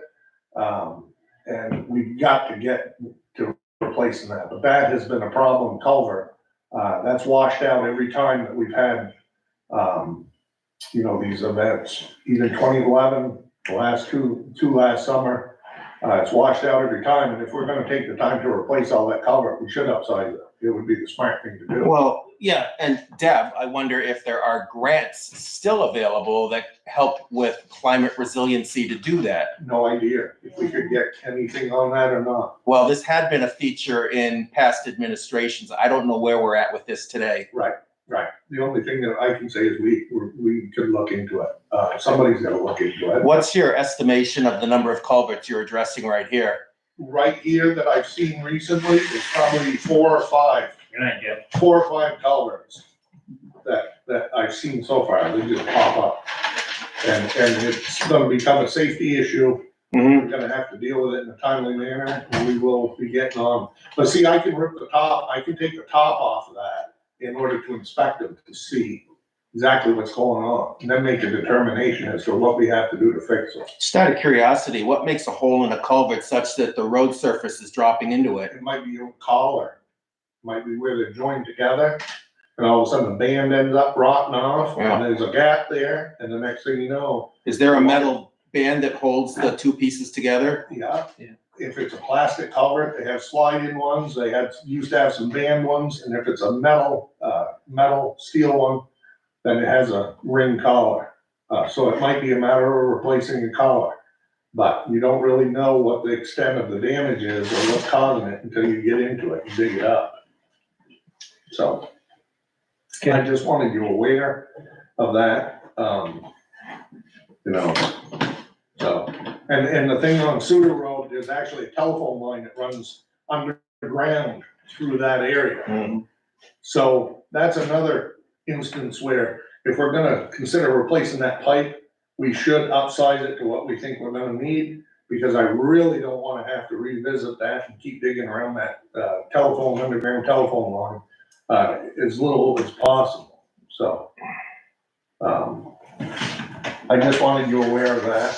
How big a culvert is it? That culvert is a 24-inch, 60 feet. It's gonna be expensive. I've got one 20-foot section at the shop, so it's gonna require us to purchase 2 more sections. But, like I said, it should be upsized. So I'm gonna get prices on a little bit bigger pipe, and I might consider asking them for a hydraulic study for that area, in order to see. Do they do it on smaller culverts like that? Do what? Do they? I don't know if they will on such a small culvert, Yeah. but I would think with what they're upsizing things to from what they were. I mean, if you're talking a 24-inch pipe, the way that they're rolling, the next thing you know, it'd be a 4-footer that they'd want to stick in. Yeah. You know what I'm saying? Yeah. Now that could be good and could be bad, but I think all around, if it alleviates the issue so it doesn't wash out again, I think it'd be a win-win. No, I just didn't know if they. I don't know, I'll inquire about it. Yeah. Because I mean, we know that we've just been dealing with box culverts and stuff like that, larger scale, diameter pipes, but I don't know if they, I'm sure that they could do a hydraulic study on it. Probably could. Yeah. Sure. Just curious. Yeah. Chairman, in the interest of my education, if you pull out culverts to replace them with new or bigger culverts, are the old culverts useful in some manner elsewhere? If they are, if they're in decent shape, or a section of them, like I said, you've got a 60-foot pipe there, they're all 20-foot sections, so you got 3. There might be one that might be fairly decent. We'll save any usable stuff. That answers my question. Or if it's slightly damaged, we'll save stuff. And then maybe a homeowner or something, they'll come in and they want something for a trail or something like that, or an ATV club or something. We'll, if it's junk to us, but it was in fairly decent shape, but not good enough for us, we'll give them to them or, whatever. Help out the community. Howard, did you have something? I sort of have a question for Jim. Flushing the hydrants, culverts on Thursday, we took 9 hours and there was 3 of us. That's 27 hours of man labor. That seems to be a lot of hours for 2 culverts to get cleaned out. I know it's probably cheaper and stuff than digging them up. But isn't there something like an auger that could be bought for the town that you could use? I know when I lived up in Wyndonville, they replaced a whole bunch of culverts up in Pine Ridge, which was a lot of sand. Yeah. And they were getting flooded of sand every year, and they got an auger that would do culverts that were 15 inches or bigger, so they were replacing all the 12-inch ones. Is that something that? Possibility of looking into. Yeah. I'm gonna make something anyways. I've got a kind of made up template. I'm gonna make a type of spear, so to speak, for these culverts to help poke through them. I've got it all figured out, certain sections, and because at Wade Denials this spring, it was flooding his driveway because culvert couldn't take the water, his driveway is just below it, and it would fill up and wash his driveway out. So we went down there with the excavator and we tried jamming all kinds of things up through there, and we went from each end and we get up there so far, and using the excavator to do it, just wasn't quite the right fit. And we've run into this problem numerous times. We've done cables through them with tires for debris as far as swamps. But this one here, it's not a good setup. So I'm gonna devise something that we will be able to poke through some of this stuff, and then we can at least go from there and come up with another plan. We've tried taking trees, take a full-length tree and jam it through pipes in order to try and unplug them, but This gotta didn't improvise. sound like I watched too many YouTube videos, but there are a lot of YouTube videos on exactly this subject, like Oh, yeah. how to get a culvert unjammed. There's some pretty neat equipment out there to do it. Oh, yeah. We've done it with cables and tires. Yep. We need to move on. Yeah. So that's where we're at. Our fire equipment isn't really designed for culvert cleaning. But sometimes it's the right nozzle with a lot of pressure attached to it. It does work, but it's a slow process. There's a quicker way for an auger or something that can. The companies that are set up to do it. Yeah. I used to get the town of St. Jay, they'd come up every once in a while with their back on, and they would help me out. But they were in the process of doing one right after the flood on County North, and the engine ended up seizing up, and it the pistons, it ruined the motor, and it wasn't our fault, but since then they had to have it rebuilt and send it away, so now they're a little more touchy about lending it out, so to speak. Okay. I just want to follow up one thing. Deb, there was I had suggested the possibility of grants of some sort to upsize culverts for climate resiliency. Don't mean to add to your list of things to do, but I'm wondering if you have some way to do a quick sniff around to see if something like that is still possible. I can reach out to Heather. She's more in tune to grants than I am. All right. I'm just wondering if we could actually follow that through, because I think this is still a really important subject. Yeah, it is. It's expensive. Yeah. Anything else, Jim? No. Can I just ask, when is the box culvert coming to that brook? I don't know. I'm gonna look into that. I want to say it's August or September was the bid. Yeah. I think they said they'd start July first is what I have. Yeah, I gotta touch base. July 1st is when they can get in the stream, but I don't think they're starting until. Yeah, I didn't know if you had any correspondence with them or not. No, I should ask him because I've been asking him some questions on Daniel's Farm Right. Road, but I haven't asked him what the status of that one is. Right. Daniel's Farm Road, we've got to request an extension Oh, yeah. from FEMA, and because Nate Seacard of Ruggles Engineering isn't going to be able to. I think he's pretty busy. I didn't think he could get out there to do the field work until sometime after the 1st of July. Oh. And he's thinking that it's going to be next year. Yeah. To replace that.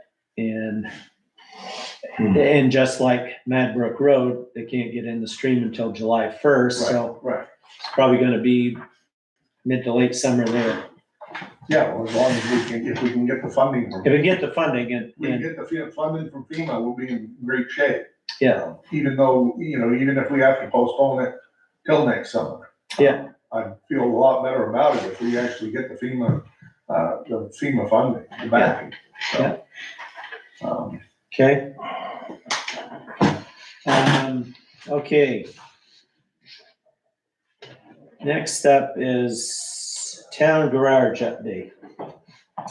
Right after the last meeting, I contacted DeWolf to see how soon they could get me their report from where they were evaluating the existing trusses and the possibility of splicing into them, or whether we should take all of the roof off and do the full truss.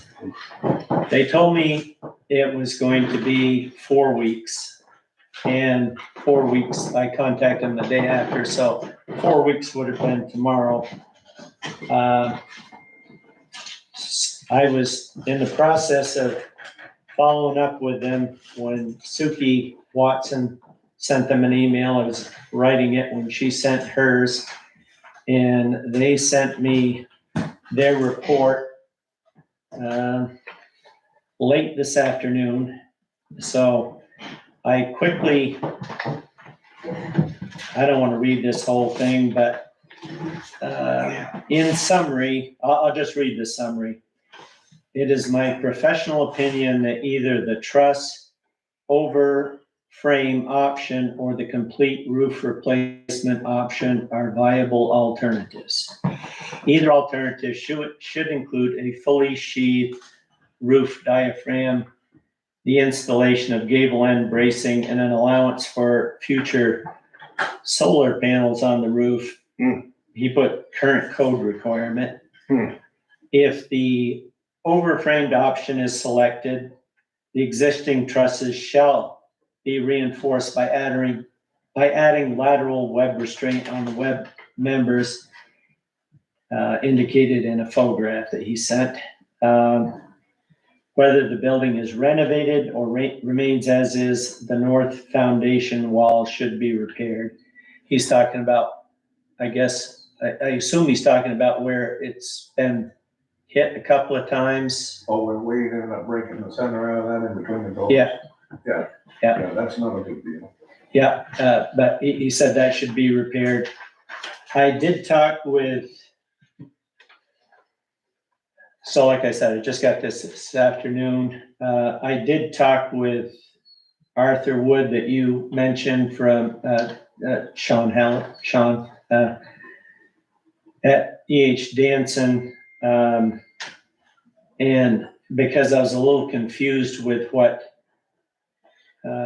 some of the information I'd gotten, he said that for a new building, he said, because I had 45, the information you'd given me said 4,500 per square foot. And he said, no, that wasn't right. It's more like 400 to 450 per square foot. But he said that the town of Barton went through, and you have on there information about the town of Barton, but he said they went through the same process. They ended up building a new 5-bay garage with office and bathroom.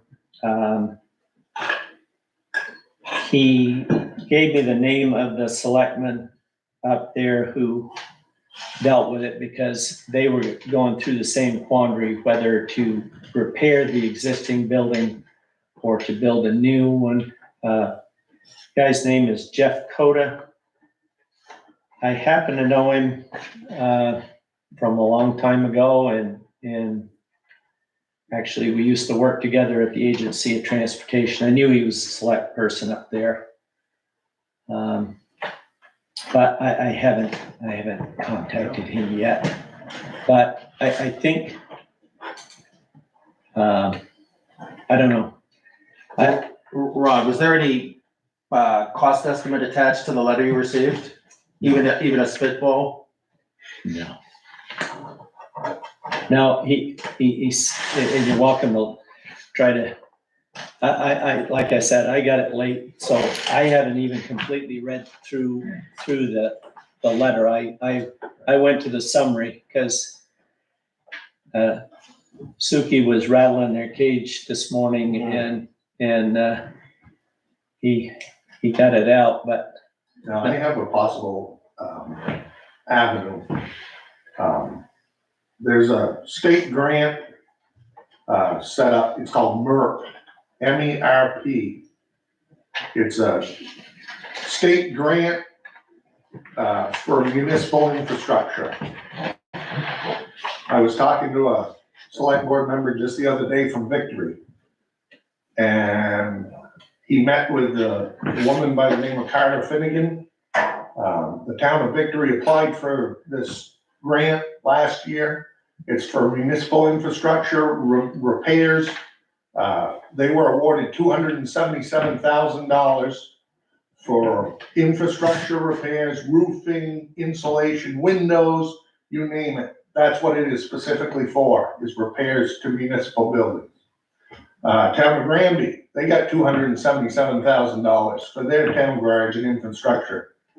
And he told me that either Newark or East Haven also got a large amount of money. It's 100%, there's no match. They have 2 years to spend it.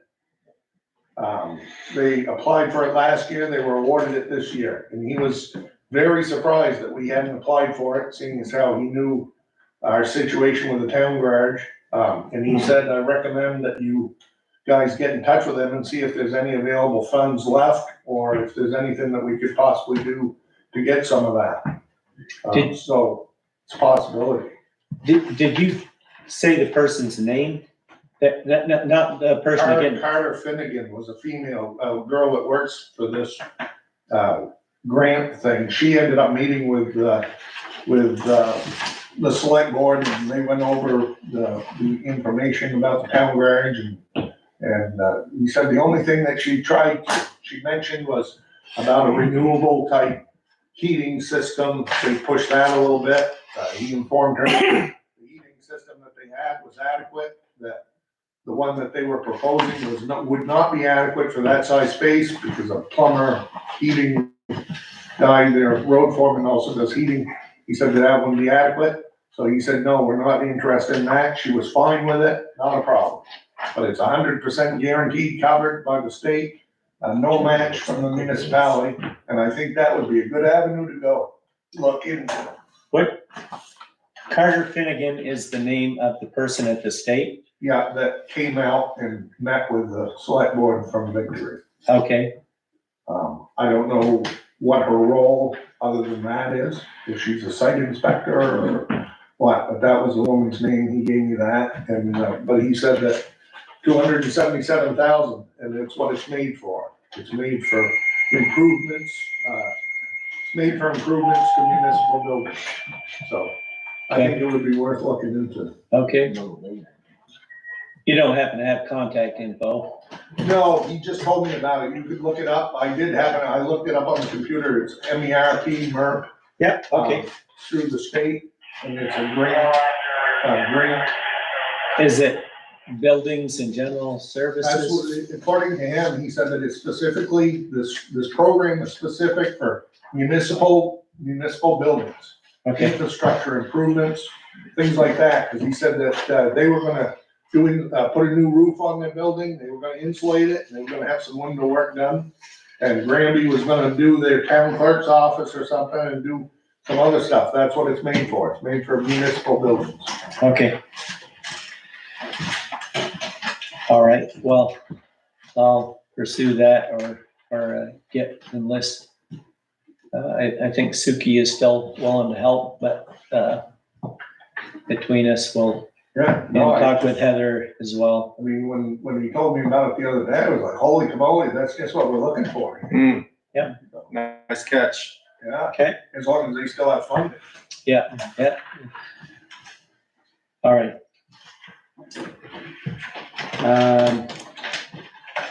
Purchasing policy review.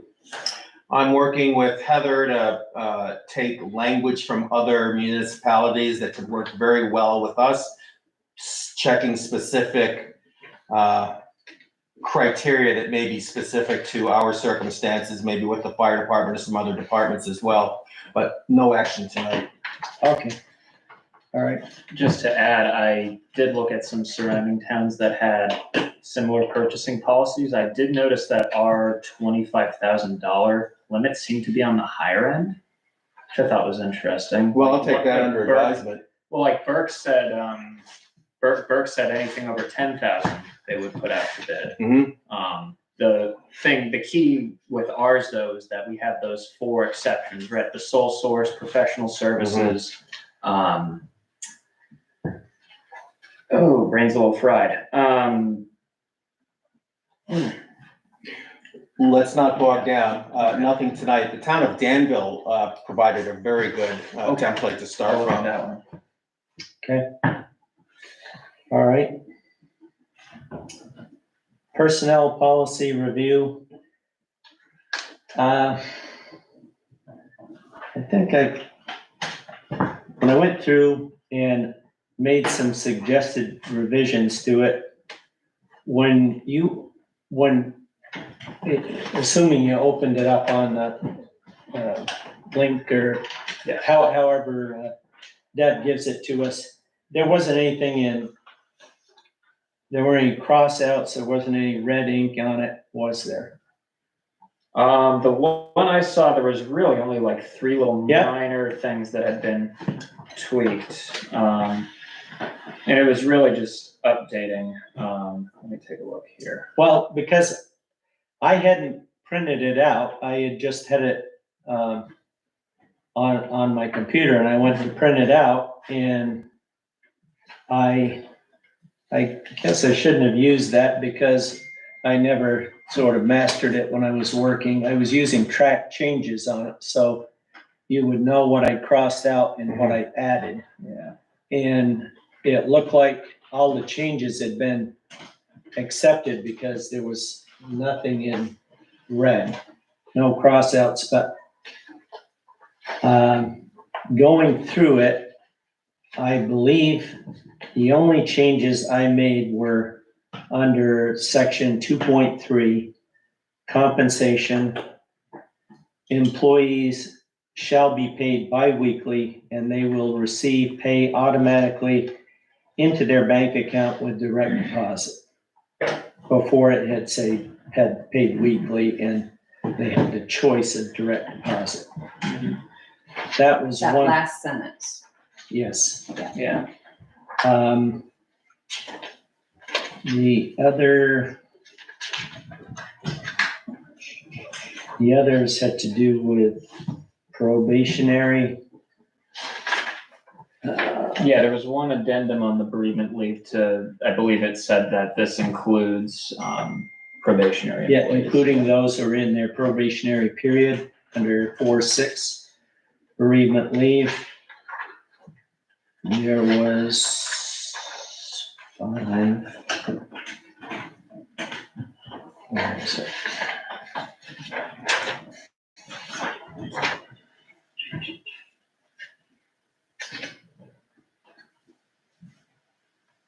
Five, six.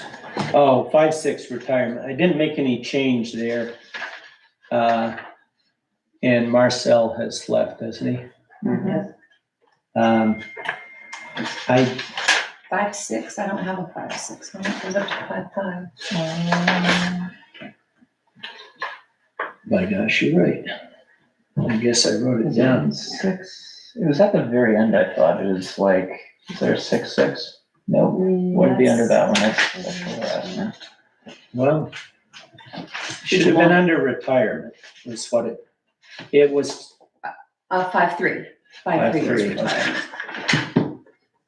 And I didn't make a change there, but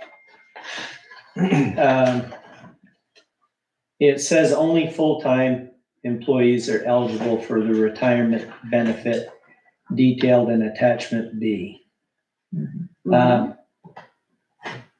Does any word, I guess, does any wording need to be added there to make it, to say what you do with probationary period? Does it start when they begin employment or when they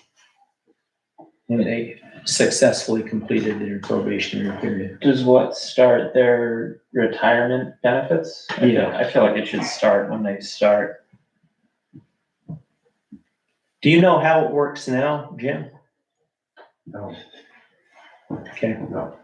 I would imagine that. Do we have it under definitions of That'd be a good place to start. probation period? Probationary period, the initial 6 months. Yeah. Or longer if extended by the town select board or service of the town. That's all it says. Yeah. It doesn't.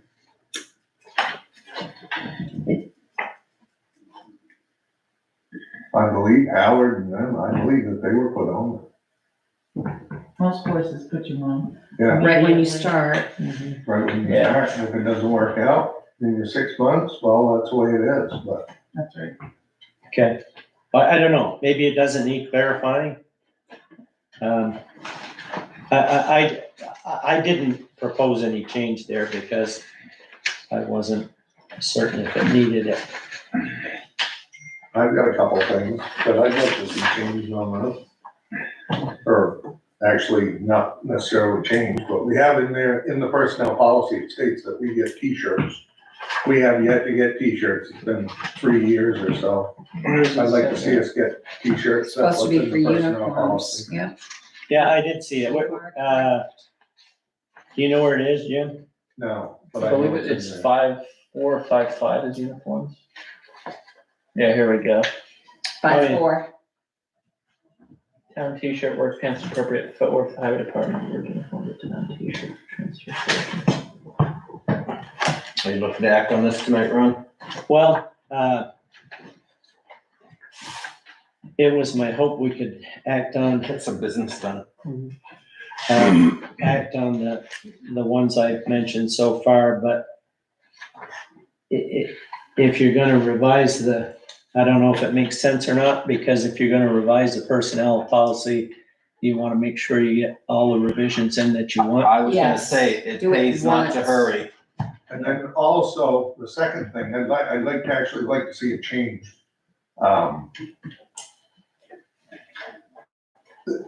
Working for a municipality is not the same as a factory job or something, I mean, it's totally different. The way, we always had it before for the vacation, that, it's based on years. 1 to 5 years, 5 to 10 years, 15 to 25 years, whatever.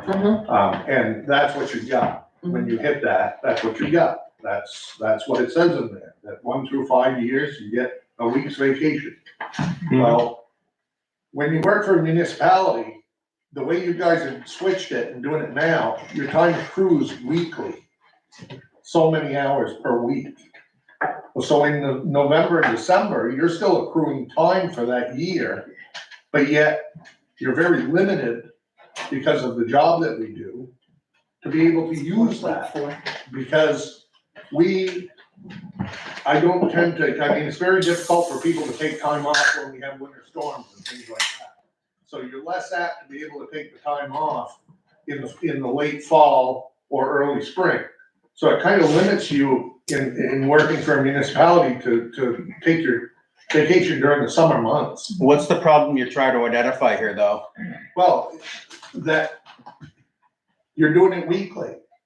So technically, come June, July, August, when you say have a week's vacation, You may not have all the haven't accrued that much time. Yeah. You haven't accrued that much time. You don't finish accruing a week's vacation until December. So technically you're using it ahead and then you gotta catch up. Well, I don't think that's the right way to do it. I think that you get what you get. It's stated right in there. And so you get that, and it's dependent on the individual to take the time when he can. But in the circumstance you're describing, a person may not have accrued all the time they wish to take at a specific time. Well, that's what I'm getting at, is that we're very limited as far as when we can take the window. I've got that to take so vacation. far, but what if the employee leaves before they actually really accrue all the time they've already used? Well, it states right in there that 1 through 5 years, you get a week's vacation. So it's the municipality trying to limit. Over the year, over the course of that year, that was the. How is it over the course of a year, when you say 1 to 5 years? Well, 6 months, 8 months, 9 months, 10 months. Well, hang on. When you hit a year, that's a year. If you were to have started the year and on January 1st, you wanted to take 2 weeks of vacation, I think according to the policy, you wouldn't have earned it yet. Am I correct? Right. Yeah. So if the employee wants to take the 2 weeks starting on January 1st, but they haven't accrued it yet, what should the town do then if that employee wants to quit on February 1st and you've paid out 2 weeks of vacation? Well, see, I look at it in the sense of when you have met that criteria, the 1 through 5 years, or the 5 through 10 years, you get 2 weeks vacation a year. If you fall into that category. I've worked there, say 7 years. Okay, 7 years, I've worked there. I am allowed that amount of time. So it's up to me when I want to use it. If I want to use it in February, if I want to use it in June, if I want to use it in July, that's my right, because I have earned that because of being employed for that period of time. Everywhere I have worked elsewhere, your right is to the time you have accrued. Unaccrued is not a right yet. That's my understanding. So me, for example, I will be 15 years, September. And yours is 130 hours per year. So at 15 years, I get an extra week. An extra 30 hours. So how are we gonna mash that in from September to December? It's an extra 50 hours. What's that? It gets an extra 50 hours. It's 40 hours for 0 to 2 years. It's 80 hours for 2 to 5 years. 5 to 15 years is 130 hours a year. Yeah, but then Well, it goes up to Over, 160. it's 160.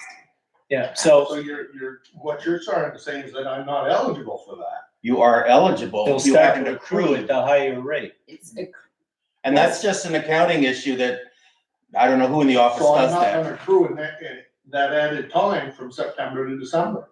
Yeah, you will. Yes, you will. Yeah, you will. Okay, as long as I do that, I don't care. You're not gonna get cheated out of anything. You're simply going to be accruing at a faster rate starting on what? September, whatever you said. September 15th. You'll have or- 15 yeah. years in September. Yeah. Then when this was weekly, but this is another thing, Ron, if you change to bi-weekly yep, pay, yep. you've got Yeah, I to gotta change change this that, yeah. section. Yep. But 15 years, the 3 hours per weekly pay period, plus 4 extra hours, the last period adds up to the 160 hours. So it'll be different if it Yep. was bi-weekly. Yep. But I just, as far as the pay, like you were talking about with the bi-weekly, if it was me, I'd like to see, I don't mind the electronic, but I'd like to see it weekly. Because there's less chance of mistakes, that with the overtime or whatever you got, If you wait 2 weeks, it's gonna be very confusing if there's mistakes that are. Have we voted on that yet? We haven't voted on that. Right, that's my thought, is I don't mind electronic, nobody does, we've talked about it, we're fine with that. I just Direct still- deposit. I prefer the weekly, not the bi-weekly. Well, Yeah. as one board member, I'm hearing your concern, but my concern is also efficiency of the process. Right. So that's where I'm at, and that's what where I'm gonna leave it. And I did ask, I did come up with some, an estimate. It's not a huge amount of savings. It's, Marcel's time, but $117 every 2 weeks, just his salary for the time, he would say that he spends 3 hours a week On payroll. on payroll. Hang on, did I understand your number right? It's $117 every 2 weeks we could save doing it bi-weekly? Yes, so it comes up to a little over $3,000, $3,042. Penny Plus the saved cost is of a penny checks. earned, but $3,042 per year's time. 3 hours? $3,042 over the year over saved. the entire year. It's not just your On department. payroll. It's not just, it's No, not just. it's not just the Yeah, highway, not just it's the all highway payroll. department, it's all the employees. Right. And that's from doing the time and processing it and doing the taxes that you have to do every time you do the payroll. Right. Because I've done it. Like Clem and his guys are only once a month. Yeah, well, you're complaining about. Did you have something? Huh? You only Kathy? get paid once a month? That's once a month. What are you complaining about? Robin? Well, you're gonna save on, you still have to do a printed check, right? If No. you save, you don't. Electronic deposit. Yeah, but they don't get a hard. Oh, they get a, right, Stub. We don't They get get our our stuff. stuff. Right. Yeah. We still So gotta you're get gonna a pay. save on that, you're gonna save on your envelopes, I mean, every little bit adds up. And you save on the printing of your checks, Yeah. the cost for checks. All points taken. Okay, but we aren't gonna adopt it tonight because There's other I've got issues more work in to do there. there, yep. Okay, and Can one roll over unused vacation time? you can Not a roll over lot. 40 hours, isn't it? I think 40 is Thanks. that's Is also there been any an payout issue. upon departure? What's that? Any payout upon departure? If I give you a 4-week notice and I work it, and I have 80 hours on the books, do I get paid when I leave? I believe you do. so. I would have to, I I've believe, got it I right believe here. you My do. department have. What you got?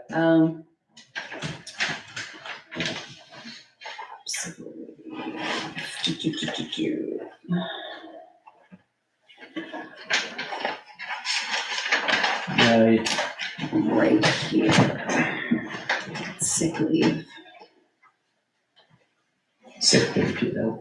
An employee who resigns or is terminated from employment with the town will be compensated for accrued vacation leave at their current rate of pay. And that's all accrued, of course. With the exception that any employee who leaves or is terminated during their probationary period will not be entitled to compensation for any accrued vacation time.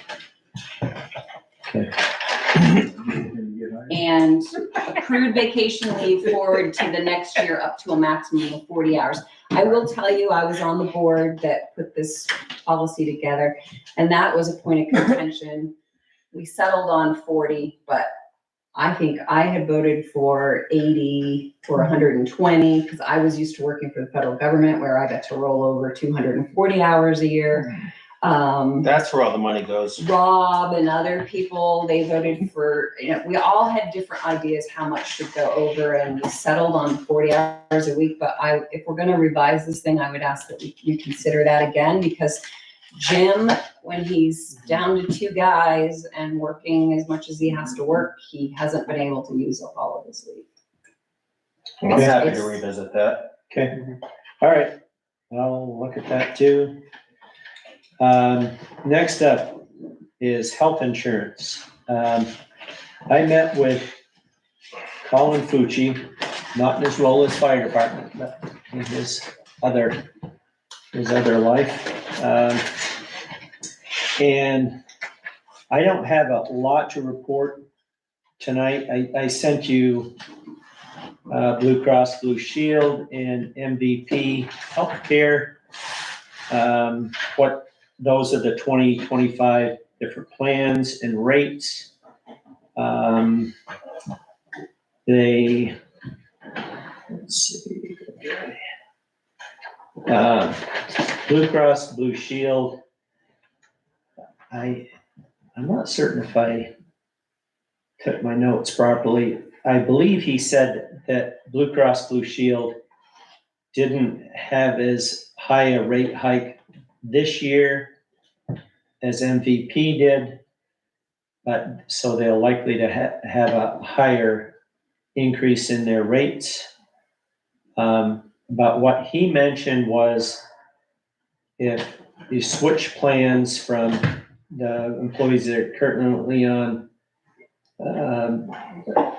Platinum Standard Plan, if he said there were different ways you could package things. Like if you move to a Bronze CDHP plan, you save a lot of money there, but you can pick up some of the things that you lose by switching plans. You can pick them up through, I didn't write it down and I've forgotten what he called them, but like a hospitalization plan or cancer, or there were different plans that could be purchased cheaper that would cover some of the things that would be lost. But he said he would be welcome. He would be happy to put together a presentation for us at a future meeting, but he thought it was a good time to get started talking about it rather than at budget time when it's really too late to go into those things. Jim, do you have platinum plan or gold plan? I You thought do platinum. you do. But also keep in mind that my plan's gonna change this year. I'm gonna go off the family plan. So Yeah, it's singles. So it'll be quite a little savings for the town.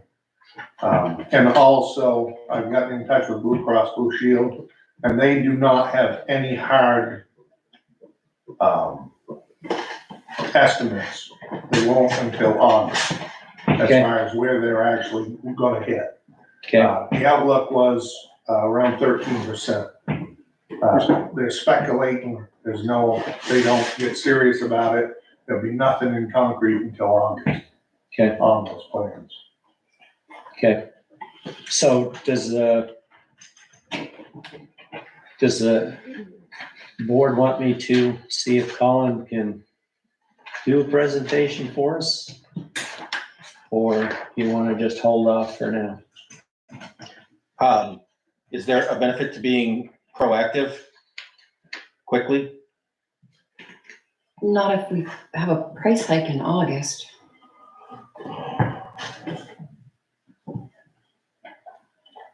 So the alternative is wait until after August? Well, I don't know if we need to wait that long, but I mean. As long as we get at the head of the budget process, if we started in like that first meeting in September, if we had Colin give us a presentation.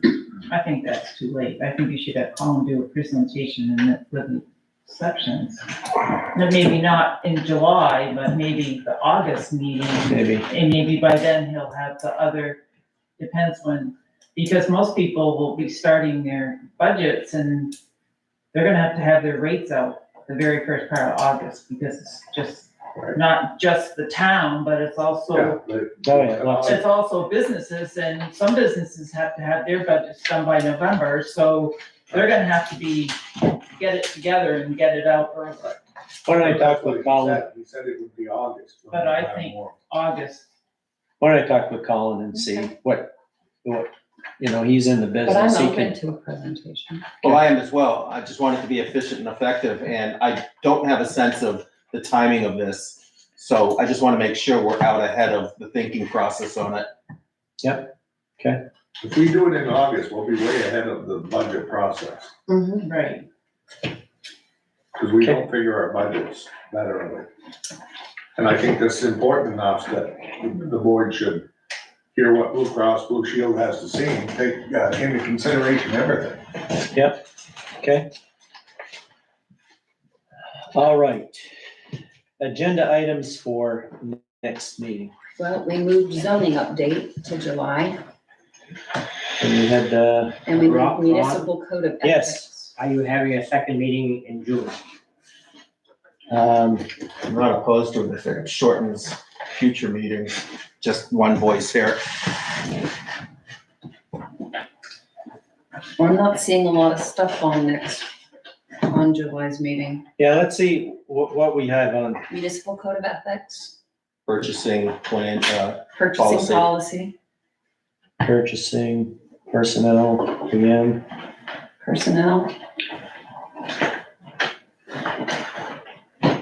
And that's all I moved. so there's a hand in the back, Ron? Yes, Is there going to be a discussion on the DOI policy? not tonight. No, Next I time. understand that. No, Oh. I mean, next agenda, just out of curiosity. From a board perspective, why would we dodge it? I think Yeah. we should. Should dodge it or should? No, I think we should have the discussion. Ben dodging it. Ben dodging it. Well, I know everyone says that what the little town of Waterford does isn't gonna affect, Move the needle. it isn't going to affect whether we get FEMA funds or grant money, but I'm, just for one, I mean, everybody knows and I haven't been dodging it just to dodge it, although it worked well. I'm just not willing to, I don't think we should gamble with close to $1 million. To take it off, and I want to hear you say you want to remove DOI from pre-approval, because you approved it, right? We So approved that's it. the point is, it was taken off the website incorrectly. So there's a number of issues here that should be addressed. First off, who has control of the website, right? Yeah, we know all that. Alright, so DOI is still part of Waterford Town. Yeah. Alright, so We never put it out there that rescinded Waterford the wants to take it policy. off. We never rescinded the policy. Exactly. So there's absolutely no reason why that should not be back on the website. Then you can come back and address this. Well, I guess Come back and address what? Address whether or not you want a DOI, if you're afraid to comply in advance, right? So it should have never been taken off. Like, there's so many, like. Well, Robin, that's clear. Excuse me? I would argue that that's clear, All right. but where So we're there's at so many now. ways to approach this. And I do think that you're being extorted by your treasurer. All right? What I'd like to know is there harm in even having the public discussion? The governor just passed Yeah, the Governor on week May of 12th, DOI 2025 signed it. that Okay, I passed to you guys. my question is, if we put it back on and the whole FEMA thing through the government, through Trump and whatever comes back, some of the, like, UVM just lost a big, huge grant. We have a Temporarily, million- there's a lot of lawsuits on exactly this issue. And we have $1 million in a line of credit, and we don't get that FEMA money because we have that out here. What is it, who's gonna pay that line of credit back for $1 million? Well, as a Taxpayers? select board member, I'm very concerned about I'm those very kinds of concerned about that possibilities. because especially with the new appraisals that just came out, do we wanna pay on top of the tax increases that we could possibly get? These are all hypothetical stuff. Yes. Nothing has happened. And to your point, that it's all going through legislative, judicial stuff. It's illegal to deny us. And these are already pre-approved FEMAs. We're not gonna get new stuff. And. But the money can be withheld. Money can be withheld. It's not gonna be, they're just trying to find another reason. That doesn't mean that they can't pull back the money that we've already submitted for. Okay, so put it back on the website and then let's have this discussion. Let's put it out there for the town. Can I just ask though, because I'm almost confused here. You're standing next to each other, but do I understand you're on completely opposite sides of the issue? I think that's fair to say. Yeah, okay. That is true. No, I don't I'm think taking this in. I think we should have it, and make it clear that we have one, just not have it out there on our website. Why can't we not just do that? So does anybody actually go to our website when we write grants or when they read grants? I mean, how important actually is that? Or does she have to reference the DOI when she writes grants? I think she has to make a statement though about some level of compliance. I'm not positive about that, but Compliance to what? To whether or not, federal what are they? looking for policy, compliance? whether it's illegal or not, executive order or not, ultimately upheld by a court or not, the money could be slowed enough that it's still harmful. And I'm taking your point, but there's also alternate arguments. And ma'am, what is your name, just clearly for the record? Kathy Hodgson, thank you. Yes, John. Isn't it really important to stand up for what you believe in? And if everybody's saying that Not everybody can diversity, afford equity, it. and inclusion is important, then shouldn't we stand up for it? Whether it's a dollar and cent reason not to, that doesn't really make sense. And If you everybody, believe in it, you stand up for it. everybody is I personally believe so. interchanging DEI with DOI. They're not the same. One of them is just, hello, we're friendly. I do It's have not a DEI policy. It doesn't say we're gonna hire women, minorities. It doesn't say any of the DEI If we, stuff. if It we just do says, run into trouble with the grant stuff, I do know somebody else who does grants. You know Bill Humphrey, Cindy Humphrey. Yeah. Well, one problem at a time. Yeah, I'm just saying it's just, that, she does grants for municipalities. I'll tell you this, like, I have been asking about this for the whole year, and I'm sick of you kicking it down the road. I mean, I'll get it. every meeting, every time you make a decision, I'll ask you if you wanna ask Heather first for her approval. Like, you need to address the issue. Robin, as a single board member, and you and I have had this conversation, I have to wear the hat of what is in the greatest public interest to the town of Waterford. then let's have the discussion. Let's Yes, put it on the agenda exactly. and the five of us will discuss it and then take a vote and then it either gets put back up or it doesn't, but it will have been settled. And we should advertise that so the town can speak up, because I It'll think be on that's the equally agenda. as relevant. I think there needs to be something put out in the public because it affects you guys. The potential impact. You were elected by the town and the whole town needs to have input into this matter, not But the town five did board have members. input when it came taken off the website, right? That's true. And I don't even believe think it was these taken guys off during February and March when it was at the town meeting time, when Trump was making all those cuts and making everything else, and there was not time for it to come before the select board.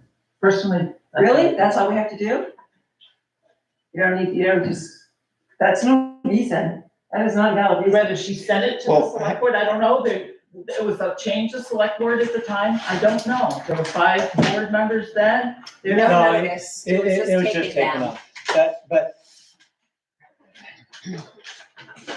Yeah, we Okay, just thought, put it on the next agenda.